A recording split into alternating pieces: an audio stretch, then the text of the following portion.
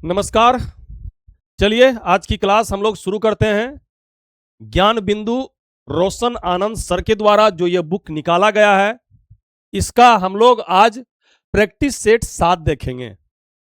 Practice set 7 देखेंगे आज। चलिए शुरू करते हैं आज की क्लास, लेट नहीं करना है। प्रैक्टिस सेट 7, पहला क्वेश्चन दिया गया है कि तारे क्यों टिमटिमाते हैं। तारे क्यों टिमटिमाते हैं? तो इसमें एक चीज आपको याद रखना है, अपवर्तन के कारण। किसके कारण? अपवर्तन के कारण तारे टिमटिमाते हैं, यानी वायुमंडल के विभिन्न परतों के अपवर्तन के कारण तारे टिमटिमाते हैं। अपवर्तन क्या है ये? अपवर्तन जानने से पहले हमको परावर्तन जानना पड़ेगा। पहले क्या जानना पड़ेगा? परावर्तन। देखिए, परावर्तन मान के चलिए ये एक समतल दर्पण है।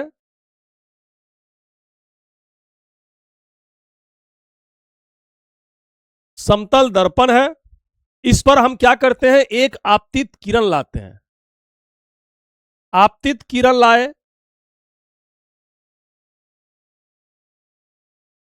आपतित किरण जिस डिग्री पे समतल दर्पण पे आएगा उसी डिग्री पे ये क्या हो जाएगा? परावर्तित हो जाएगा। उसी डिग्री से ये क्या हो जाएगा? परावर्तित हो जाएगा। ये हो गया परावर्तन। परावर्तन ये हो जाएगा बीच में अभिलंब। अभिलंब, आपतित किरण, अभिलंब और परावर्तित किरण तीनों एक बिंदु पे मिला होता है। तीनों एक बिंदु पे मिला होता है। आपतित किरण और परावर्तित किरण जिस डिग्री से आपतित किरण आएगा उसी डिग्री से यह परावर्तित हो जाएगा।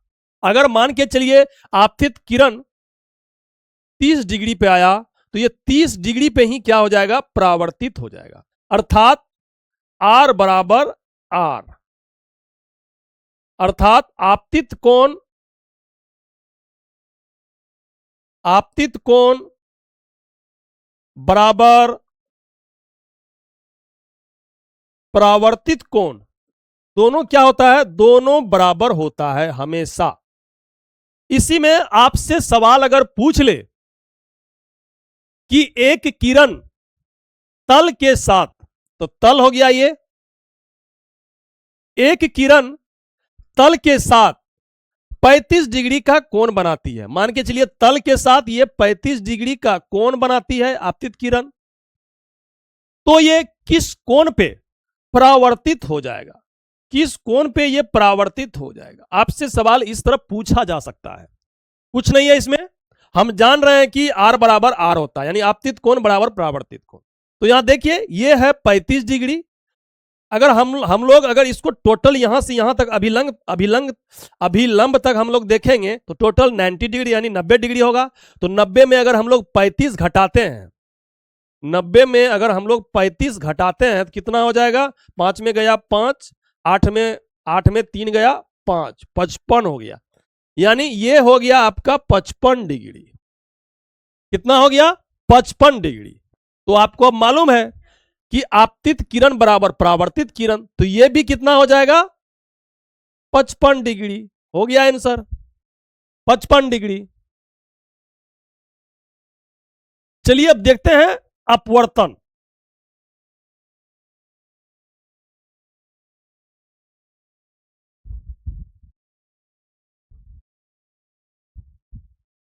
यह है आपतित किरण। आपतित किरण, यह भी है आपतित किरण। देखिए ये क्या है? अभिलंब। और ये क्या है? एक समतल दर्पण है। सेम यहां भी होगा वही चीज। देखिए ये आपतित किरण आया, हम इसको मान लेते हैं सघन और नीचे वाला को मान लेते हैं विरल। ये सघन माध्यम है, ये विरल माध्यम है। अब देखिए आपतित किरण जब सघन माध्यम से विरल माध्यम में आता है तो क्या होता है? ये अभिलंब से दूर भाग जाती है। अभिलंब से दूर भाग जाती है। क्यों? देखिए, इसको आना चाहिए था ऐसे, लेकिन ये क्या हुआ, चले गया ऐसे। जब आपतित किरण, या आपतित बोलिए या ऐसे भी बोल सकते हैं, जब प्रकाश एक माध्यम से दूसरे माध्यम में जाता है तो इसके दिशा में कुछ परिवर्तन होता है। अभी परिवर्तन आप देख लीजिए। जब एक प्रकाश सघन माध्यम से विरल माध्यम में जाता है तो यह अभिलंब से दूर भागता है, अभिलंब से दूर भागता है। इसी को हम लोग कहते हैं अपवर्तन। सघन माध्यम से विरल माध्यम में जाता है तो क्या होता है, अभिलंब से दूर भागता है। सघन माध्यम, मान के चलिए हम सांकरा रास्ता में जाते हैं तो धीरे धीरे धीरे धीरे जाते हैं, लेकिन जब विरल माध्यम है यानी रास्ता क्लियर है तो हम लोग जाते हैं एकदम धाए धाए, एकदम तेजी से भागते हैं। क्यों? क्योंकि विरल है माध्यम, यहां ज्यादा रुकावट नहीं है, तो ये बाहर भाग गया। ये क्या हुआ, बाहर भाग गया। लेकिन वही चीज हम यहां आप देखते हैं, तो इसको हम मान लेते हैं विरल और इसको मान लेते हैं हम लोग सघन। ये हो गया अभिलंब। जब प्रकाश विरल माध्यम से सघन माध्यम में आता है तो यह क्या होता है, अभिलंब की ओर मुड़ जाता है, अभिलंब की ओर मुड़ जाता है। जाना चाहिए ऐसे, लेकिन नहीं, यह अभिलंब की ओर मुड़ जाता है। आपसे सवाल पूछेगा, जब प्रकाश सघन माध्यम से विरल माध्यम में जाता है तो क्या होता है? ऑप्शन में दिया रहेगा, अभिलंब से दूर भागती है, या अभिलंब के पास आती है, या अभिलंब के बीचों बीच से गुजरती है। इसी तरह आपसे सवाल पूछेगा। तो इसमें देखिए, जब विरल माध्यम से सघन माध्यम में प्रकाश आता है तो यह अभिलंब की ओर मुड़ जाता है। जब विरल यानी रास्ता जो था एकदम क्लियर था, क्लियर जा रहा है, कोई दिक्कत नहीं है, लेकिन जब सघन माध्यम आ गया तो रास्ता हो गया सांकरा, तो धीरे धीरे धीरे जा रहा है, तो क्या होता है, ये अभिलंब की ओर मुड़ गया। लेकिन वही रास्ता अगर क्लियर रहता तो क्या होता है, ये भाग जाता आगे, भाग जाता आगे, यानी विरल रहता तो क्या होता, भाग जाता इधर। इसी को हम लोग कहते हैं अपवर्तन। क्या कहते हैं, अपवर्तन।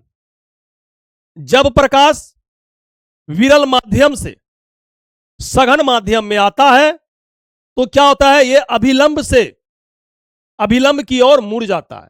लेकिन जब प्रकाश सघन माध्यम से विरल माध्यम में आता है तो यह क्या होता है, अभिलंब से दूर भागता है। उसके बाद जब प्रकाश एक माध्यम से दूसरे माध्यम में आता है तो उसके दिशा में कुछ परिवर्तन होता है। इसी परिवर्तन को हम लोग क्या कहते हैं, अपवर्तन कहते हैं। जब प्रकाश एक माध्यम से दूसरे माध्यम में जाता है तो उसका तरंग दैर्घ्य तथा वेग यानी चाल बदल जाती है, किंतु आवृत्ति नहीं बदलती। मान के चलिए, तरंग दैर्घ्य और चाल बोलिए चाहे वेग बोलिए, बात बराबर है, लेकिन आवृत्ति जो होता है ये आवृत्ति नहीं बदलता है, ये दोनों बदल जाता है।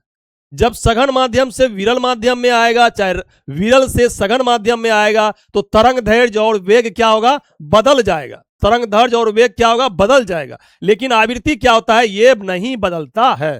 तो आपसे सवाल पूछेगा, जब कोई प्रकाश एक माध्यम से दूसरे माध्यम में जाता है तो क्या अपरिवर्तित रहता है, तो आपको मारना है आवृत्ति। ये आवृत्ति नहीं बदलता है, लेकिन तरंग दैर्घ्य और वेग यानी चाल घट भी सकता है और बढ़ भी सकता है, ये बदल जाता है। इसका अगर हम लोग उदाहरण देखें, एग्जाम्पल देखें, तो तारों का टिमटिमाना ये अपवर्तन के कारण होता है। उसके बाद पानी में डूबा हुआ छड़ टेढ़ा मेढ़ा दिखाई देना। उसके बाद पानी में डूबा हुआ सिक्का थोड़ा ऊपर उठा दिखना, थोड़ा ऊपर उठा दिखना। उसके बाद हम लोग देखते हैं सूर्यास्त के 2 मिनट पहले और सूर्यास्त के 2 मिनट पहले तथा सूर्योदय के 2 मिनट बाद भी सूर्य का दिखाई देना, यह भी अपवर्तन का नियम है, यह भी अपवर्तन का नियम है। चलिए अब हम लोग दूसरा क्वेश्चन देखते हैं। अपवर्तन, मान के चलिए यही था ये था सघन माध्यम, ये था विरल माध्यम। जब प्रकाश सघन से विरल में आता है तो क्या होता है, अभिलंब से दूर भागता है। अगर हम इस प्रकाश को और यहां तिरछा ला दें तो और ये दूर भाग जाएगा विरल में, और तिरछा हम डालेंगे तो क्या हो जाएगा, इसके बराबर आ जाएगा, इसके बराबर आ जाएगा। और तिरछा डालेंगे तो ये अपने ही दिशा में क्या हो जाएगा, मुड़ जाएगा। इसी को हम लोग कहते हैं पूर्ण आंतरिक परावर्तन, पूर्ण आंतरिक परावर्तन। इसी सिद्धांत पर इंडोस्कोपी भी देखे होंगे, हीरे का चमकना। इंडोस्कोपी जो होता है शरीर के अंदर अंदर का पार्ट पुर्जा देखने के लिए, या हीरे का चमकना, या मरीचिका का चमकना, या मरीचिका का बनना, चमकना नहीं, मरीचिका का बनना, या ऑप्टिकल फाइबर किस सिद्धांत पर काम करता है, तो पूर्ण आंतरिक परावर्तन के सिद्धांत पर काम करता है। चलिए देखते हैं अब हम लोग दूसरा क्वेश्चन। विद्युत चुंबक, विद्युत चुंबक एक क्या है, एक अस्थायी चुंबक है। क्या है, एक अस्थायी चुंबक है। क्या है, एक अस्थायी चुंबक है। तीसरा नंबर हम लोग सवाल देखते हैं। 1857 की क्रांति में पटना में विद्रोह का नेतृत्व किसने किया था? पटना में किसने किया था, तो पीर अली ने किया था। किसने किया था, पीर अली ने।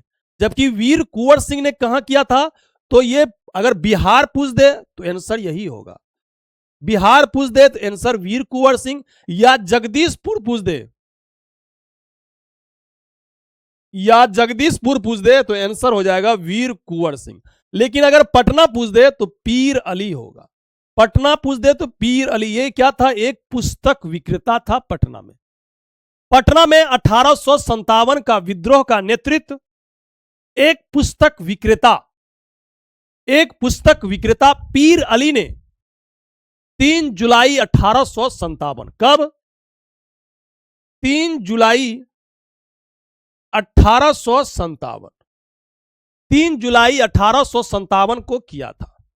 पटना में विद्रोह को दबाने वाला अंग्रेज अधिकारी कौन था, अगर आपसे सवाल पूछे तो विलियम टेलर, विलियम टेलर और Vincent Eyre. William Taylor, William Taylor और विंसेंट आयर, ये दोनों क्या था, एक ब्रिटिश अधिकारी था जो पटना में 1857 का विद्रोह को दबाया था, 1857 के विद्रोह को दबाया था। उसके बाद अगर हम लोग देखें कि बिहार में 1857 विद्रोह की शुरुआत कहां से हुई थी, तो ये देवघर, देवघर में एक स्थान पड़ता है रोहिणी गांव। कहां पड़ता है, रोहिणी गांव, रोहिणी, रोहिणी गांव पड़ता है। यहीं से 1857 का विद्रोह बिहार में हुआ था। बिहार में 1857 विद्रोह की शुरुआत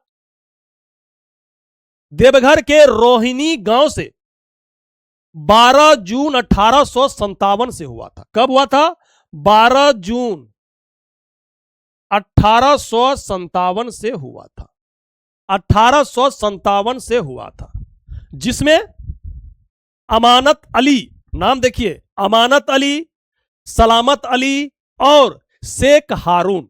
कौन था, अमानत अली,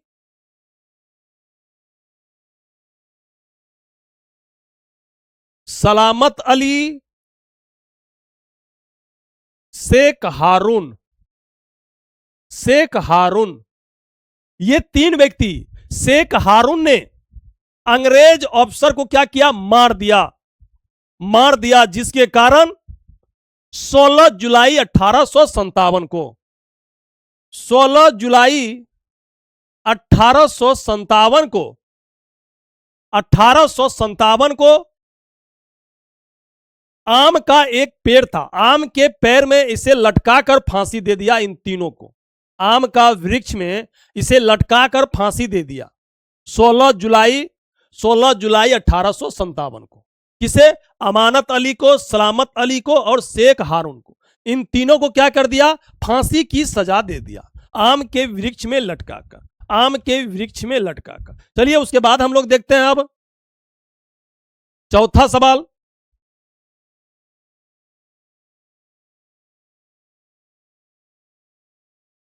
स्वतंत्र भारत के प्रथम गवर्नर जनरल कौन थे? स्वतंत्र भारत के प्रथम गवर्नर जनरल तो लॉर्ड माउंटबेटन।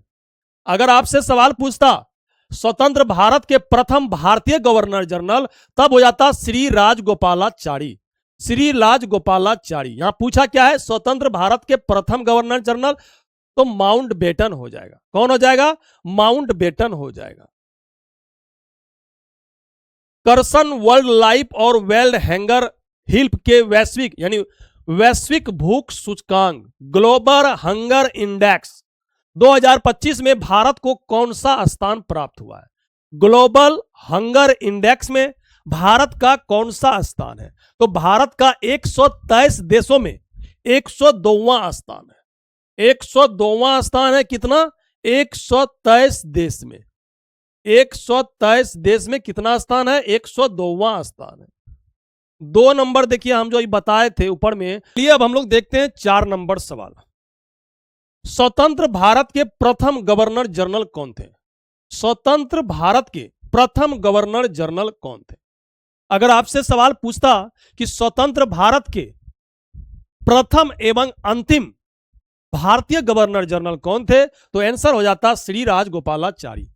लेकिन आपसे सवाल पूछा है कि स्वतंत्र भारत के प्रथम गवर्नर जनरल कौन है, तो लॉर्ड माउंटबेटन होगा। कौन हो जाएगा? लॉर्ड माउंटबेटन हो जाएगा। लॉर्ड माउंटबेटन हो जाएगा। देखिए यहां पे अगर आपसे सवाल पूछे कि बंगाल का प्रथम गवर्नर कौन था, अभी जर्नल नहीं लगा है, बंगाल का प्रथम गवर्नर कौन था, तो रॉबर्ट क्लाइव। जबकि बंगाल का अंतिम गवर्नर कौन था, तो वारेन हेस्टिंग। कौन था? Warren Hasting. यही वारेन हेस्टिंग बंगाल का प्रथम गवर्नर जनरल बनता है। यही वारेन हेस्टिंग बंगाल का प्रथम गवर्नर जनरल बनता है। उसके बाद हम लोग देखेंगे बंगाल का अंतिम गवर्नर जनरल। देखिए बंगाल का प्रथम गवर्नर जनरल बन गया वारेन हेस्टिंग, और बंगाल का अंतिम गवर्नर जनरल कौन बन गया? Lord William Bentinck. 1833 का एक अधिनियम आया था। उसी अधिनियम के तहत बंगाल के गवर्नर जनरल को भारत का गवर्नर जनरल बनाया था। भारत का गवर्नर जनरल बनाया था। उसी समय कौन था? Lord William Bentinck. तो इससे क्या हो गया? यह बंगाल का अंतिम गवर्नर जनरल हो गया, और यही आदमी क्या हो गया? तब भारत का प्रथम गवर्नर जनरल बन गया। यही आदमी जब भारत का प्रथम गवर्नर जनरल बनेगा, तब यही ना हो जाएगा अंतिम, बंगाल का अंतिम गवर्नर जनरल। इसी अनुसार से होता है। मान के चलिए हम ही को अभी 1833 का एक अधिनियम आएगा। उसी अधिनियम के तहत मुझे बंगाल का गवर्नर जनरल से भारत का गवर्नर जनरल बना दिया। तो भारत का प्रथम गवर्नर जनरल हम ही बने, लेकिन बंगाल का अंतिम गवर्नर जनरल भी तो हम ही हुए। उसी प्रकार होता है। फिर देखते हैं भारत का प्रथम वायसराय कौन बना, तो लॉर्ड कैनिंग। यहां हम यह भी लिख सकते हैं कि भारत का अंतिम गवर्नर जनरल कौन था, तो यही लॉर्ड कैनिंग ही होगा। यही लॉर्ड कैनिंग ही होगा। उसके बाद भारत का अंतिम वायसराय लॉर्ड माउंटबेटन था। भारत का प्रथम भारतीय गवर्नर जनरल श्री राजगोपालाचारी।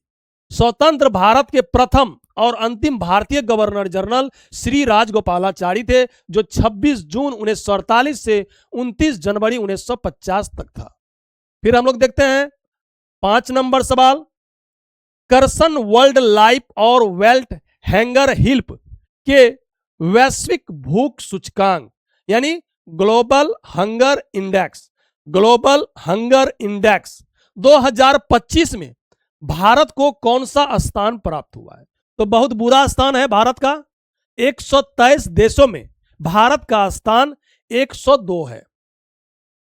कितने देश में? 123 देश में। 123 देश में 102 नंबर पे है। 102 नंबर पे है वैश्विक भूख सूचकांक में, और कहता है कि भारत बहुत विकास कर रहा है। कहां विकास कर रहा है? देखिए भूखमरी सूचकांक देख लीजिए। चलिए हम लोग देखते हैं अब 6 नंबर सवाल। 25 नवंबर को कौन सा दिवस हम लोग मनाते हैं? 25 नवंबर को महिलाओं के विरुद्ध हिंसा के उन्मूलन के लिए अंतरराष्ट्रीय दिवस। दिवसों ऐसा पूछता है कि क्या हुआ? महिलाओं के विरुद्ध हिंसा के उन्मूलन के लिए अंतरराष्ट्रीय दिवस कब मनाता है? तो 25 नवंबर को मनाता है। 25 नवंबर को मनाता है। अब हम लोग थोड़ा नवंबर का दिवस देख लेते हैं। जैसे 5 नवंबर को हम लोग क्या मनाते हैं? 5 नवंबर को मनाते हैं विश्व सुनामी जागरूकता दिवस। उसके बाद 10 नवंबर को हम लोग क्या मनाते हैं? विश्व विज्ञान दिवस। विश्व विज्ञान दिवस 10 नवंबर को मनाते हैं। राष्ट्रीय शिक्षा दिवस, राष्ट्रीय शिक्षा दिवस हम लोग 11 नवंबर को मनाते हैं। 11 नवंबर को मनाते हैं। यह सवाल पूछा जाता है। क्यों? क्योंकि भारत के क्योंकि भारत के प्रथम शिक्षा मंत्री मौलाना अबुल कलाम आजाद की जयंती पे मनाया जाता है। यह दिवस प्रथम शिक्षा मंत्री मौलाना अबुल कलाम आजाद की जयंती पे 11 नवंबर को मनाया जाता है। उसके बाद हम लोग देखें 12 नवंबर, 12 नवंबर को लोक सेवा प्रसारण दिवस। लोक सेवा प्रसारण दिवस, लोक सेवा प्रसारण दिवस 12 नवंबर को मनाते हैं। क्यों मनाते हैं? क्योंकि इसी दिन 12 नवंबर 1947 को दिल्ली में ऑल इंडिया रेडियो स्टेशन पे महात्मा गांधी पहली और अंतिम यात्रा किया था। कब? 12 नवंबर 1947 को दिल्ली के ऑल इंडिया रेडियो स्टेशन में महात्मा गांधी गया था। उसी के स्मृति में 12 नवंबर को लोक सेवा प्रसारण दिवस हम लोग मनाते हैं। उसके बाद देखते हैं 14 नवंबर को, तो 14 नवंबर को मनाते हैं विश्व मधुमेह दिवस। विश्व मधुमेह दिवस या बाल दिवस भी हम लोग मनाते हैं। बाल दिवस मनाते हैं। बाल दिवस भारत के प्रथम प्रधानमंत्री पंडित जवाहरलाल नेहरू के जन्मदिन पर हम लोग बाल दिवस मनाते हैं। इसी से आपको याद रखना है कि एक बालक ज्यादा चॉकलेट खाता है तो क्या हो जाता है? मधुमेह रोग हो जाता है, डायबिटीज हो जाता है। 14 नवंबर को ही हम लोग मनाते हैं विश्व मधुमेह दिवस भी। उसके बाद हम लोग देखते हैं 15 नवंबर। 15 नवंबर को हम लोग मनाते हैं कौन सा दिवस? जनजातीय गौरव दिवस। बिरसा मुंडा की जयंती पर जनजातीय गौरव दिवस। उसके बाद हम लोग मनाते हैं 17 नवंबर को राष्ट्रीय पत्रकारिता दिवस। 17 नवंबर को हम लोग क्या मनाते हैं? तो राष्ट्रीय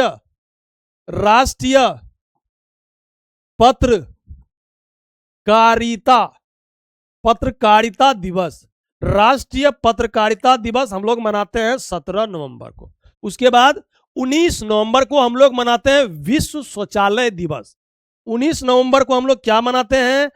आप लोग सोचिएगा मजाक इसको, लेकिन इस सवाल पूछा जाता है। विश्व शौचालय दिवस। विश्व शौचालय दिवस, देखिए विश्व शौचालय दिवस मनाते हैं 19 नवंबर को, और 19 नवंबर को ही मनुष्य दिवस भी मनाया जाता है, यानी पुरुष दिवस। कितना बेइज्जती है। इसी दिन विश्व शौचालय दिवस और पुरुष दिवस इसी दिन मनाया जाता है। उसके बाद हम लोग देखते हैं 26 नवंबर। 26 नवंबर बहुत महत्वपूर्ण है। 26 नवंबर को हम लोग मनाते हैं 26 नवंबर को हम लोग मनाते हैं भारतीय संविधान दिवस। कौन सा दिवस? भारतीय संविधान दिवस। 26 नवंबर 2015 को 26 नवंबर 2015 को बी.आर. अंबेडकर का 125वीं जयंती के उपलक्ष्य में हम लोग भारतीय संविधान दिवस मनाते हैं। भारतीय संविधान दिवस मनाते हैं। इसी दिन हम लोग नेशनल मिल्क डे, राष्ट्रीय दूध दिवस भी मनाते हैं। नेशनल मिल्क डे किस दिन मनाते हैं? नेशनल मिल्क डे तो 26 नवंबर को। चलिए अब हम लोग देखते हैं 7 नंबर सवाल। 7 नंबर का आंसर हो जाएगा बी। 8 नंबर सवाल, 8 नंबर का आंसर हो जाएगा आपका सी। देखिए ये बोल रहा है कि प्रथम 30 प्राकृत संख्याओं का योग बताइए। तो इसमें एक फार्मूला लगाइएगा n, इसमें फार्मूला लगाइएगा n प्लस 1/2, ये लगाइएगा आपका आंसर आ जाएगा। जैसे 30 प्लस 1/2 तो कितना हो जाएगा? ये 15 से कट गया, 31 गुना 15 15 एकम 15, 15 45, 1 46। हाँ 45 1 46, 465। फिर 9 नंबर सवाल हम लोग देखते हैं, 9 का आंसर बी हो जाएगा। फिर 10 नंबर देखते हैं, 10 नंबर में कहता है तथेब का सही संधि विच्छेद कौन सा होगा। तथेब का सही संधि विच्छेद कौन सा होगा, तो तथ जोर एव, तथ जोर एव, तथ जोर एव। उसके बाद हम लोग देखते हैं 11 नंबर सवाल, शिशुओं में जन्म के समय कौन सी हड्डी नहीं होती है, कौन सी हड्डी नहीं होती है, तो जानुका हड्डी नहीं होती है।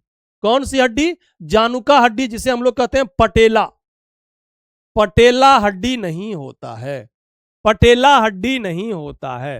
पटेला कहां पाया जाता है, तो देखिए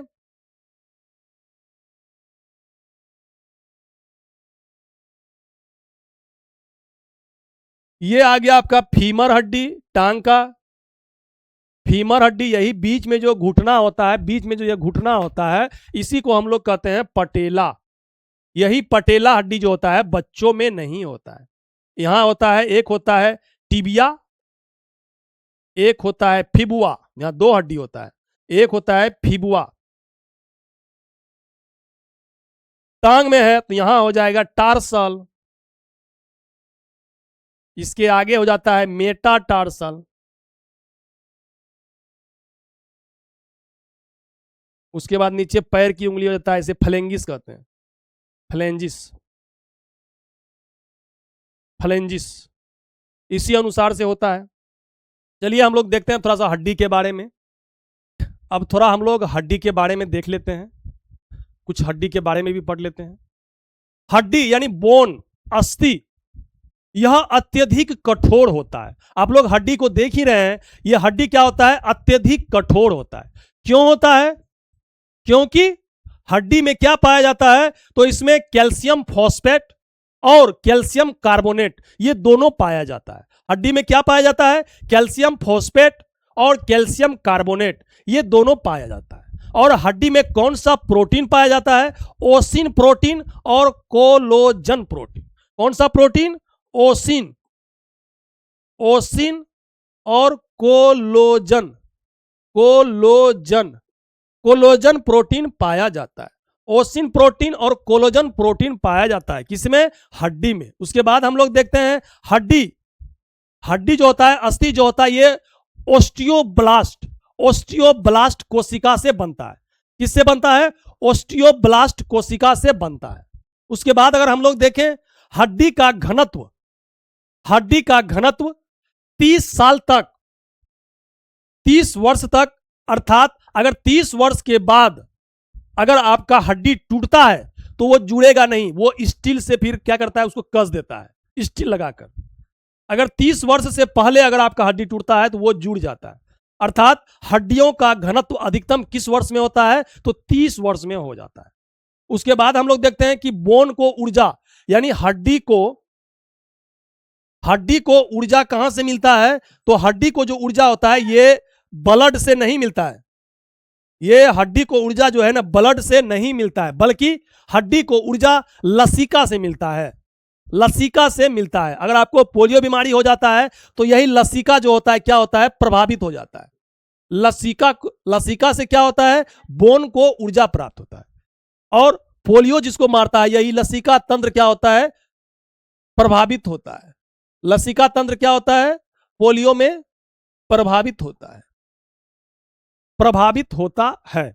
उसके बाद हम लोग देखें बोन, एक सवाल आता है कि बोन को बोन से कौन जोड़ता है, यानी हड्डी से हड्डी को, हड्डी से हड्डी को कौन जोड़ता है, लिगामेंट जोड़ता है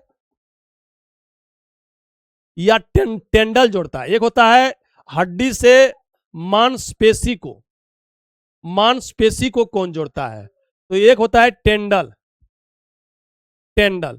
आपसे सवाल अगर इस तरह आ जाए कि हड्डी को हड्डी से कौन जोड़ता है, यानी बोन को बोन से कौन जोड़ता है, तो लिगामेंट, और हड्डी को मांसपेशी से कौन जोड़ता है, तो टेंडल। ये याद नहीं होगा, आप सोचिएगा कि इसमें टेंडल मारे कि इसमें लिगामेंट मारे। तो इसमें आपको हम एक ट्रिक बताते हैं, आपको इससे ये ट्रिक, एक ट्रिक से हो जाएगा। जैसे आपको याद रखना है बी बी लाल, बीबी लाल और बी के थापर। यही आपको याद रखना है। कालीबंगा की खोज जो आप लोग पढ़े हैं इतिहास में, कालीबंगा जो स्थान है कालीबंगा राजस्थान में, उसका खोज किसने किया था? बीबी लाल और बी के थापर ने। तो उसी में हम लोग देखते हैं बी लाल, ठीक ना। तो बी से हो गया बोन, बी से हो गया बोन। तो बोन को बोन से कौन जोड़ता है? तो लिगामेंट जोड़ता है, लिगामेंट जोड़ता है। जब एक याद हो गया तो दूसरा अपने याद हो जाएगा। अब बोलेगा बोन्स को मांसपेशी से कौन जोड़ता है? मसल्स से कौन जोड़ता है? तो आप आंसर मार दीजिएगा, इसमें हो जाएगा टेंडल। टेंडल, टेंडल, टेंडल है ना, इसी को बोलता है हिंदी में कंडरा, कंडरा। और इसको हिंदी में बोलता है स्नायु। स्नायु आ जाए तो इसका मतलब होता है लिगामेंट इंग्लिश, और कंडरा हिंदी हुआ, इसका इंग्लिश हो जाता है टेंडल, इसका इंग्लिश हो जाता है टेंडल।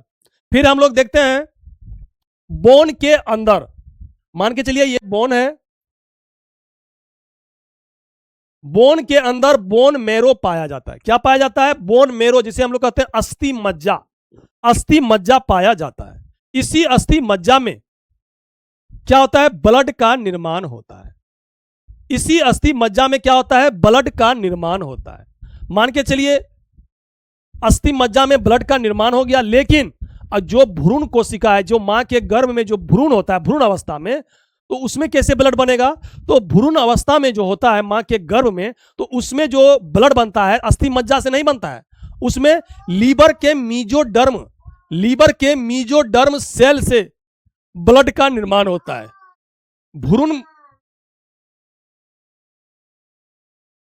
भ्रूण अवस्था में जो है ना, भ्रूण अवस्था में ब्लड, यानी कि भ्रूण अवस्था में ब्लड का निर्माण कहां होता है? तो लीवर, लीवर के मीजोडर्म, मीजोडर्म सेल में बनता है। भ्रूण अवस्था में कहां बनता है? लीवर के मीजोडर्म सेल में बनता है। उसके बाद हम लोग देखते हैं हड्डी। अगर हम लोग देखते हैं बच्चों में, जिस समय जन्म होता है बच्चा का, उस समय हड्डी कितना होता है? तो 300 से ज्यादा होता है, 300 से प्लस। उसके बाद बाल्यावस्था में अगर पूछ दे कि बाल्यावस्था में कितना होता है, तो 208 होता है। उसके बाद अडल्ट एज में, यानी वयस्क में, यानी हम लोग में कितना होता है? तो 206 होता है। कितना होता है? 206 हड्डी होता है, 206 हड्डी होता है। अब हम एक बात और आपको बता देते हैं कि ये हड्डी है, ये हड्डी है, बीच में एक लिक्विड पाया जाता है जिसे हम लोग कहते हैं synovial liquid, synovial, synovial liquid पाया जाता है, साइनोवियल लिक्विड पाया जाता है। यही बोन को क्या करता है? जोड़ पे घूमता है, तो यानी कि, यानी कुछ बोलता नहीं है, यानी कि चूचा चूचा नहीं बोलता है, ठीक ना। तो ये साइनोवियल लिक्विड के कारण ही अच्छा से मूव कर जाता है।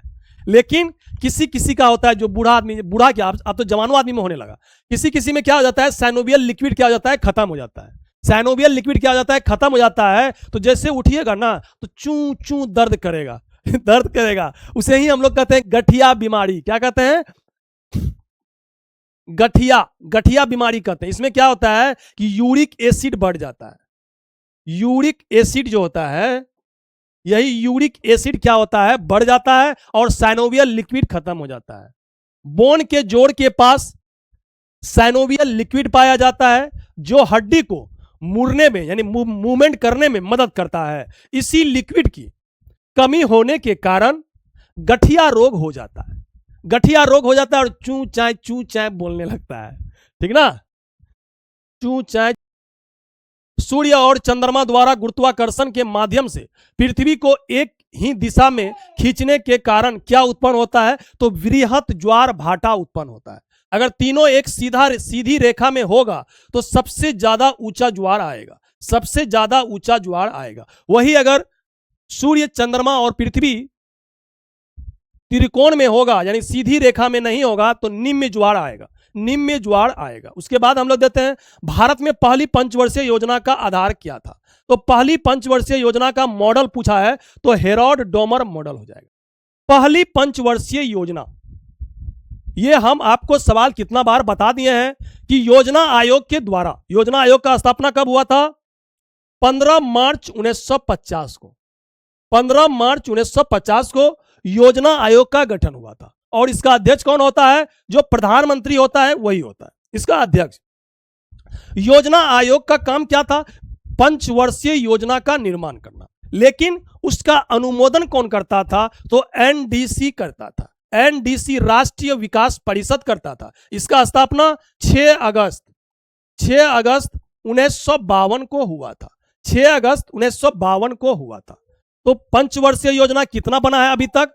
तो अभी तक 12 पंचवर्षीय योजना का निर्माण हुआ है। उसके बाद 2015 से अब पंचवर्षीय योजना नहीं बनता है, क्योंकि योजना आयोग के स्थान पे 1 जनवरी 2015 को नीति आयोग का गठन हो गया। नीति आयोग का क्या हो गया? गठन हो गया। अब नीति आयोग क्या करता है? ये थिंक टैंक है, ये सिर्फ सोचता है, ये पंचवर्षीय योजना का निर्माण नहीं करता है, क्योंकि पंचवर्षीय योजना में लक्ष्य रखा जाता है विकास दर का। उसके बाद लास्ट में देखा जाता है कि लक्ष्य दर हम प्राप्त किए कि नहीं किए। अगर लक्ष्य दर प्राप्त नहीं किए तो कहेगा सरकार वो भी सफल नहीं है, और सफल है। इसलिए नरेंद्र मोदी कहा कि नहीं, ना रहेगा बांस ना बजेगी बांसुरी, इसको हटाओ, किसी को पता ही नहीं चलेगा। चलिए हम लोग देख लेते हैं प्रथम पंचवर्षीय योजना। इसका अगर मॉडल देखें तो हेरोल्ड डोमर मॉडल पर आधारित था। प्रथम पंचवर्षीय योजना किस मॉडल पर आधारित था? तो हेरोल्ड डोमर मॉडल पर आधारित था। इसमें अगर हम लोग देखें किस पर जोड़ दिया था, तो कृषि पे जोड़ दिया था। कृषि पे जोड़ दिया था। और कब से कब तक? 1951 से 1956 तक। इसमें हम लोग देखते हैं तो भाखड़ा नांगल बांध, दामोदर घाटी और हीराकुंड बांध का निर्माण हुआ था। हीराकुंड बांध किस नदी पर है? तो महानदी पर है। भाखड़ा नांगल बांध किस नदी पे है? सतलज नदी पर है। उसके बाद दामोदर घाटी परियोजना जो है, ये भारत की पहली बहुउद्देशीय घाटी परियोजना है, जिसका निर्माण 1948 में हुआ था। अमेरिका के टेनेंसी नदी घाटी के तर्ज पर बनाया गया था। उसके बाद हम लोग देखें प्रथम पंचवर्षीय योजना में वृद्धि दर कितना रखा था? तो 2.1% वृद्धि दर रखा था, लेकिन हम लोग प्राप्त कितना किए थे? 3.6%। यानी कि प्रथम पंचवर्षीय योजना क्या रहा? सफल रहा। उसके बाद हम लोग देखते हैं द्वितीय पंचवर्षीय योजना। द्वितीय पंचवर्षीय योजना का मॉडल किसने तैयार किया था? तो पीसी महालोबिस ने तैयार किया था। पीसी महालोबिस ने। आवर्त सारणी के वर्ग 1 के तत्व को हम लोग क्या कहते हैं? तो क्षार धातुएं कहते हैं। क्या कहते हैं?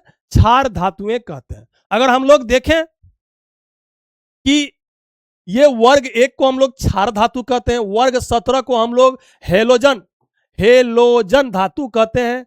उसके बाद 18 को हम लोग नोबेल गैस कहते हैं। क्या कहते हैं? नोबेल गैस या अक्रिय गैस या नॉन रिएक्टिव एलिमेंट ग्रुप कहते हैं। उसके बाद अगर हम लोग 15 नंबर देखें तो 15 नंबर का आंसर हो जाएगा बी नंबर। 15 नंबर का आंसर हो जाएगा बी नंबर। उसके बाद हम 16 नंबर देखते हैं। पहला मानव निर्मित संश्लित रेशा कौन सा है? तो नायलॉन है। कौन सा है? नायलॉन है। कौन सा है? नायलॉन है। उसके बाद देखते हैं मुक्त पतन उदाहरण है। देखिए मुक्त पतन होके गिर रहा है, मुक्त पतन उदाहरण है तो क्या है?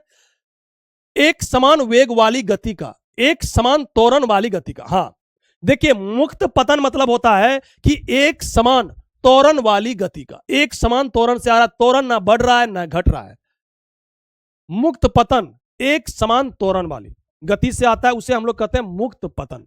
अगर मान के चलिए हम लोग वायुमंडल से हवा निकाल दें, अगर ऊपर से आप छत पे जाइए और ऊपर से एक ईंट का पत्थर फेंकिए और एक कागज का टुकड़ा फेंकिए, तो दोनों एक समय में पृथ्वी पे गिरेगा।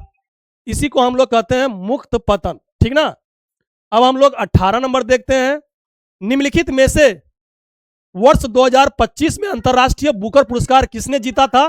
तो बानू मुश्ताक और दीपा भास्ती, ये दोनों ने जीता है। ठीक ना? लेकिन सर इसमें दिया है आंसर सिर्फ एक ही दिया है, लेकिन दोनों जीता है। बानू मुश्ताक और दीपा भास्ती ये दोनों ने जीता है, लेकिन सर सिर्फ दिया है आंसर कितना? ए नंबर ही आंसर दिया है। सर सिर्फ ए नंबर ही आंसर दिया है, ए नंबर ही आंसर दिया है।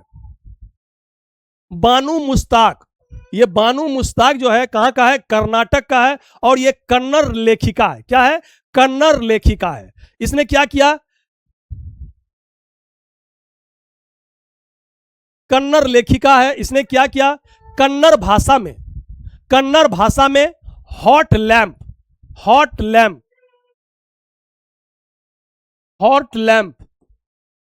हॉट लैंप की एक रचना किया। इसी रचना के लिए इसे पुरस्कार मिला। इसी हॉट लैंप को दीपा भास्ती ने क्या किया था, अंग्रेजी में अनुवाद किया था। दीपा भास्ती ने क्या किया, इसी का अंग्रेजी में अनुवाद किया था। ये तो हो गया आपका 2025 का। लेकिन हम लोग क्या देखेंगे कि 2026 में किसे मिला था। ये हम अपना थीम में डाले थे पोस्ट में। देखिए इसमें 62% आदमी सही मारा है। देखिए 2026 का किसे मिला था, तो इंटरनेशनल बुकर पुरस्कार 2026 ताइवानी लेखिका यांग स्वांग जी के उपन्यास ताइवान ट्रैकलॉग को दिया गया। यह पुरस्कार मूल रूप से मंदारिन यानी चीनी भाषा में लिखी गई थी, जिसका अंग्रेजी में अनुवाद लिन किंग ने किया है। किसने किया है, लिन किंग ने किया है। अगर आपसे सवाल पूछे कि इंटरनेशनल बुकर पुरस्कार 2026 किसे मिला, तो यांग स्वांग जी को मिला। किसे मिला, यांग स्वांग जी को मिला। किस पुस्तक के लिए मिला है, तो ताइवानी लेखिका है। किस पुस्तक के लिए, तो ताइवान ट्रैकलॉग पुस्तक के लिए। ताइवान ट्रैकलॉग पुस्तक के लिए। इसका अंग्रेजी में अनुवाद किसने किया, तो लिन किंग ने किया। यह 2026 का आप लोग याद रखिएगा। देखिए इंटरनेशनल बुकर पुरस्कार 2026 किस पुस्तक को मिला है, तो ताइवान ट्रैकलॉग को मिला है। जबकि हॉट लैंप को 2025 में मिला है। 2025 में मिला है। अब हम लोग देखते हैं 19 नंबर सवाल। सेमीकॉन इंडिया 2025 का आयोजन कहां किया गया है, तो नई दिल्ली में। कहां किया गया है, नई दिल्ली में। फिर हम लोग देखते हैं 20 नंबर सवाल। 20 नंबर में आंसर हो जाएगा डी। 20 नंबर में आंसर हो जाएगा डी। 20 नंबर में आंसर हो जाएगा क्या, डी। उसके बाद हम लोग देखते हैं 21 नंबर। कौन सा कोशिका अंगक कोशिका के अंदर विषैले पदार्थ एवं औषधि यानी ड्रग्स को विष रहित करने में मुख्य भूमिका निभाता है, तो कौन भाई, तो हो जाएगा चिकन अंध प्रविधि जालिका। चिकन यानी स्मूथ इंडोप्लाज्मिक रेटिकुलम, ER चिकन यानी smooth endoplasmic reticulum. Endoplasmic reticulum जो होता है दो प्रकार का होता है, या उसी में आप देखिएगा इंडोप्लाज्मिक रेटिकुलम। एक होता है चिकनी यानी स्मूथ इंडोप्लाज्मिक रेटिकुलम, उससे किस चीज का निर्माण होता है, उस चिकनी है ना, उससे वसा का निर्माण होता है। एक होता है खुरदुरी यानी रफ इंडोप्लाज्मिक रेटिकुलम, इससे क्या होता है, इससे प्रोटीन का निर्माण होता है। क्या होता है, प्रोटीन का निर्माण होता है। उसके बाद हम लोग देखते हैं भारतीय राज्यों में किसके द्वारा महाधिवक्ता की नियुक्ति किया जाता है, तो राज्यपाल के द्वारा हम लोग करते हैं महाधिवक्ता की नियुक्ति। आप लोग अगर केंद्र में देखिएगा तो महान्यायवादी होता है, जो अनुच्छेद 76 में उसका वर्णन है। कितना में, केंद्र में देखिएगा क्या होता है, महान्यायवादी होता है, अनुच्छेद 76 में इसका चर्चा है। इसका महान्यायवादी का नियुक्ति, महान्यायवादी का कार्यकाल, महान्यायवादी की वेतन, ये कितना होगा, सभी राष्ट्रपति डिसाइड करता है। राष्ट्रपति के प्रसाद पर्यंत रहता है। महान्यायवादी भारत सरकार का सबसे बड़ा वकील होता है, चाहे वो सुप्रीम कोर्ट हो या हाई कोर्ट हो या डिस्ट्रिक्ट कोर्ट हो, वो कहीं भी अपना पक्ष रख सकता है भारत सरकार के पक्ष में। महान्यायवादी अनुच्छेद 88 के तहत संसद के किसी भी सदन में जाके बैठ सकता है, भाग ले सकता है, बोल सकता है, लेकिन जब मत देने का पारी होगा तो चुपके से निकल जाएगा। ये मत नहीं दे पाता है। क्यों नहीं दे पाता है, क्योंकि ये संसद के किसी भी सदन का सदस्य नहीं होता है। उसी प्रकार हम लोग देखेंगे राज्य में क्या होता है, महाधिवक्ता होता है। अनुच्छेद 165 के तहत, अनुच्छेद 165 के तहत 76 में जब आप 89 जोड़िएगा तो कितना आ जाएगा, 165। 165। तो अनुच्छेद 165 के तहत राज्य में महाधिवक्ता होता है, जिसकी नियुक्ति राज्यपाल के द्वारा किया जाता है। नियुक्ति कौन करता है? राज्यपाल करता है। कार्यकाल कौन डिसाइड करेगा? राज्यपाल करेगा। वेतन कितना देना है कौन डिसाइड करेगा? राज्यपाल डिसाइड करेगा। अब इसमें हम लोग जोड़ देते हैं फिर 89, ये ट्रिक है। 89 जोड़िएगा तो 9 8 17, 8 8 16 1 17, यानी 177। अनुच्छेद 177 के तहत महाधिवक्ता राज्य विधानसभा के किसी भी सदन में भाग ले सकता है, बोल सकता है, लेकिन जब मत देने का पारी आएगा तो क्या होगा? धीरे से बाहर निकल जाएगा। क्यों? क्योंकि महाधिवक्ता विधानसभा का सदस्य नहीं होता है। यह क्या होता है? यह राज्य सरकार का सबसे बड़ा वकील होता है। राज्य सरकार का सबसे बड़ा वकील होता है। चलिए हम लोग अब आगे देखते हैं। साधारण नमक का रासायनिक नाम क्या है? साधारण नमक का रासायनिक नाम है सोडियम क्लोराइड, NaCl। क्या नाम है? Sodium chloride, sodium chloride.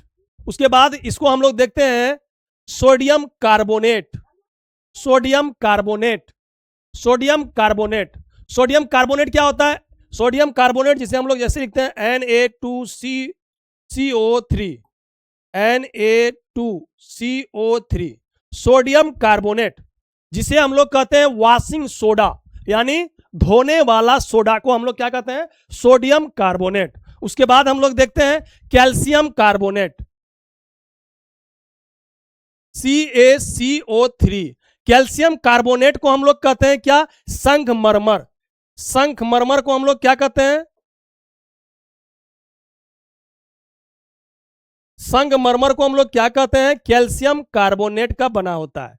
Calcium carbonate, चूना पत्थर भी कैल्शियम कार्बोनेट का ही होता है। उसके बाद देखते हैं calcium oxychloride, calcium oxychloride, CaOCl2, CaOCl2। ये क्या होता है? Calcium oxychloride. कैल्शियम ऑक्सीक्लोराइड इसे विरंजक चूर्ण बनता है। क्या होता है? इसे हम लोग विरंजक चूर्ण कहते हैं। क्या कहते हैं? विरंजक चूर्ण कहते हैं। चलिए आप आगे देखते हैं। बिहार सोशलिस्ट पार्टी का गठन किस वर्ष किया गया था? तो बिहार सोशलिस्ट पार्टी का गठन 1931 में किया था। कब किया था? 1931 में किया था। बिहार सोशलिस्ट पार्टी का गठन 1931 में किया गया था। इसका स्थापना कब हुआ? 1931 में। कहां पे? पटना में किया गया था। इसका अगर प्रथम अध्यक्ष हम लोग देखें तो आचार्य नरेंद्र देव, नरेंद्र देव, आचार्य नरेंद्र देव थे, नरेंद्र देव थे। जबकि प्रथम महासचिव देखें तो कौन था? जयप्रकाश नारायण। प्रथम महासचिव कौन था? जयप्रकाश नारायण था। कौन था? जयप्रकाश नारायण था। उसके बाद बिहार सोशलिस्ट पार्टी का प्रथम अधिवेशन कहां हुआ था? प्रथम अधिवेशन तो 1934 में। कहां हुआ था? पटना में हुआ था। इसका गठन कब हुआ? 1931 में। लेकिन प्रथम अधिवेशन कब हुआ है? 1934 में हुआ। कहां हुआ? पटना में हुआ। कहां हुआ? पटना में हुआ। सबसे मस्ट सवाल आपसे पूछा जाता है कि बिहार सोशलिस्ट पार्टी के सदस्य क्या कांग्रेस पार्टी के सदस्य होते हैं? यस, बिहार सोशलिस्ट पार्टी का जो सदस्य होता है वो कांग्रेस पार्टी का भी क्या होता है? सदस्य होता है। आपको यह बात याद रखना है, आपको यह बात याद रखना है। उसके बाद हम लोग देखते हैं 25 नंबर सवाल, इसमें हो जाएगा डी आंसर। फिर हम लोग देखते हैं 26 नंबर सवाल, रविंद्रनाथ टैगोर को किस वर्ष नोबेल पुरस्कार दिया गया था? तो 1913 में। साहित्य के क्षेत्र में 1913 में गीतांजलि के लिए, किसके लिए? गीतांजलि के लिए इसे मिला था 1913 में साहित्य के क्षेत्र में नोबेल पुरस्कार। भारत का यह प्रथम व्यक्ति है जिसे नोबेल पुरस्कार मिला था, जिसे नोबेल पुरस्कार मिला है। समास का अर्थ क्या होता है? समास का अर्थ क्या होता है? कम से कम। समास हम लोग क्या होता है? समास का अर्थ होता है कि कम से कम शब्द में अधिक से अधिक अगर हम अर्थ प्रकट करते हैं तो उसी को हम लोग कहते हैं समास। तो समास में इसमें क्या हो जाएगा, संक्षिप्त। संक्षिप्त, संक्षिप्त में किसी बात को अगर हम बोलते हैं तो वो क्या हो जाएगा, समास हो जाएगा, समास हो जाएगा। अब देखते हैं 28 नंबर सवाल, इसमें आंसर क्या हो जाएगा, डी हो जाएगा। भारत की पहली कपड़ा मिल कहां संचालित की गई थी? भारत की पहली कपड़ा मिल जो है ना, ये कलकत्ता में स्थापित किया गया था, लेकिन सर इसमें आंसर दिया है बंबई। सर इसमें आंसर दिया है बंबई। अगर यहां पूछा रहता कि भारत की पहली सफल कपड़ा मिल कहां स्थापित हुआ था, तब होता बंबई, लेकिन प्रथम कपड़ा मिल कहां हुआ था, कलकत्ता में। देखिए, सूती वस्त्र, सूती वस्त्र की पहली मिल 1818 में, कब, 1818 में। सूती वस्त्र की पहली मिल 1818 में कलकत्ता के, या पश्चिम बंगाल बोलिए, कलकत्ता के, कलकत्ता में कहां स्थापित किया गया था, फोर्ट ग्लास्टर में। कहां पे, फोर्ट ग्लास्टर में।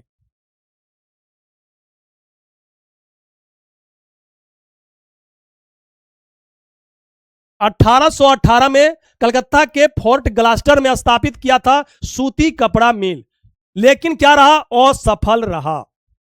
उसके बाद बंबई में, कब, बंबई में 1854 में, कब, 1854 में कबास जी डॉबर के द्वारा, कबास जी डॉबर ने क्या किया था, बंबई में शुरू किया, और इसका कपड़ा मिल क्या रहा, सफल रहा। तो वही सवाल पूछ रहा है यहां पे, लेकिन प्रथम सफल कपड़ा मिल पूछता तब होता बंबई आंसर, लेकिन सर यहां बंबई ही दिया है। चलिए ठीक है। निम्नलिखित में से कौन सा से युग्म सही सुमेलित नहीं है? हम लोग देखते हैं, जैसे यहां लाए भी हैं, देखिए यहां पे statue of equality, statue of equality यानी समानता की मूर्ति कहां पे है, हैदराबाद तेलंगाना में स्थित है। यह 216 फीट का है, 216 फीट ऊंची है। स्टैच्यू ऑफ इक्विलिटी किसका मूर्ति है, संत रामानुजाचार्य की। आपसे सवाल पूछेगा कि स्टैच्यू ऑफ लिबर्टी ये किसका पुस्तक है, तो संत रामानुजाचार्य का, संत रामानुजाचार्य का यह प्रतिमा है।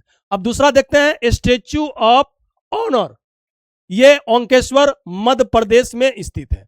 ऑनर कहां है, ओंकेश्वर मध्य प्रदेश में स्थित है। इसका ऊंचाई 108 फीट ऊंची है। यह अद्वैत दर्शन के प्रतिपादक आदि शंकराचार्य का यह क्या है, प्रतिमा है।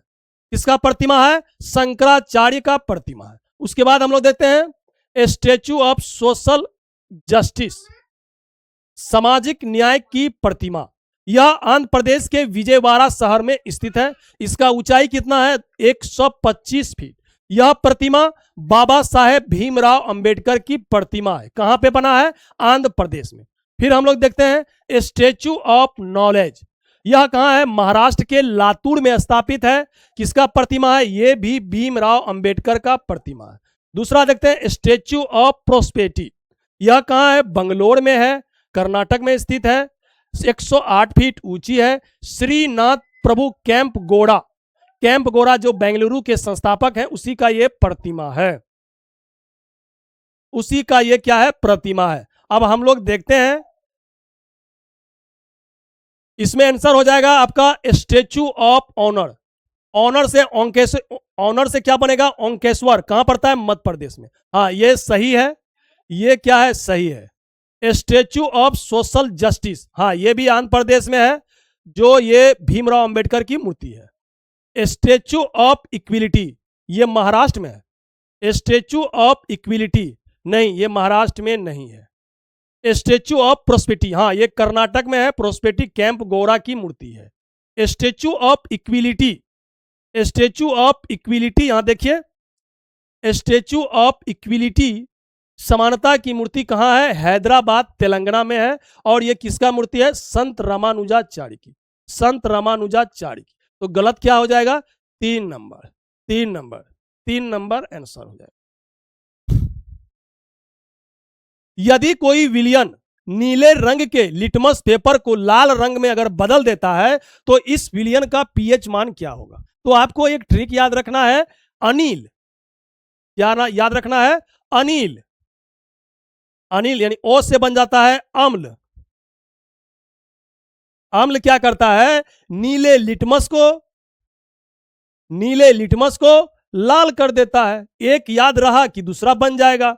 अब पूछेगा क्षार क्या करता है, तो लाल लिटमस को वो नीला कर देगा, इसी को उल्टा कर देंगे। तो एक याद रखिए, दूसरा आपको याद रखना है इसमें अनिल, ठीक ना। तो अनिल क्या करता है, नीले लिटमस को लाल करता है, यानी अम्ल क्या करेगा, नीले लिटमस को लाल करेगा। अब देखिए, नीले लिटमस को क्या करता है, लाल करता है, तो क्या हो जाएगा, अम्ल आंसर। लेकिन अम्ल का पीएच मान कितना होता है, 7 से कम होता है, 7 से कम होता है। जबकि क्षार का पीएच मान कितना होता है, 7 से अधिक होता है। तो इसमें 7 से कम हो जाएगा, सी नंबर आंसर हो जाएगा, सी नंबर आंसर हो जाएगा। यहां देखिए हम लाए हैं, नींबू का रस का पीएच मान 2.4 होता है।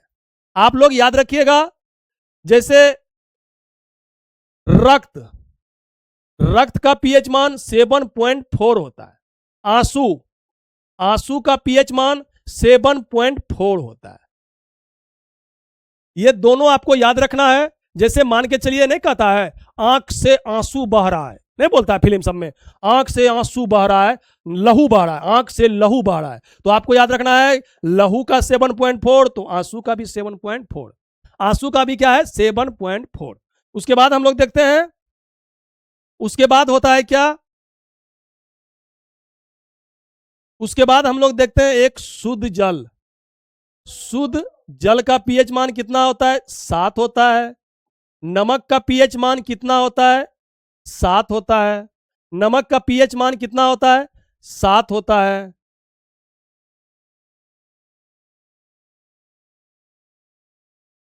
इन दोनों का पीएच मान कितना होता है, 7 होता है। कितना होता है, 7 होता है। उसके बाद हम शराब का देखें तो 2.8 होता है, नींबू का 2.4 होता है, सिरका का 3 होता है, टमाटर का हो जाता है 4.5, मानव मूत्र का 6 होता है, दूध का देखिए 6.4 होता है।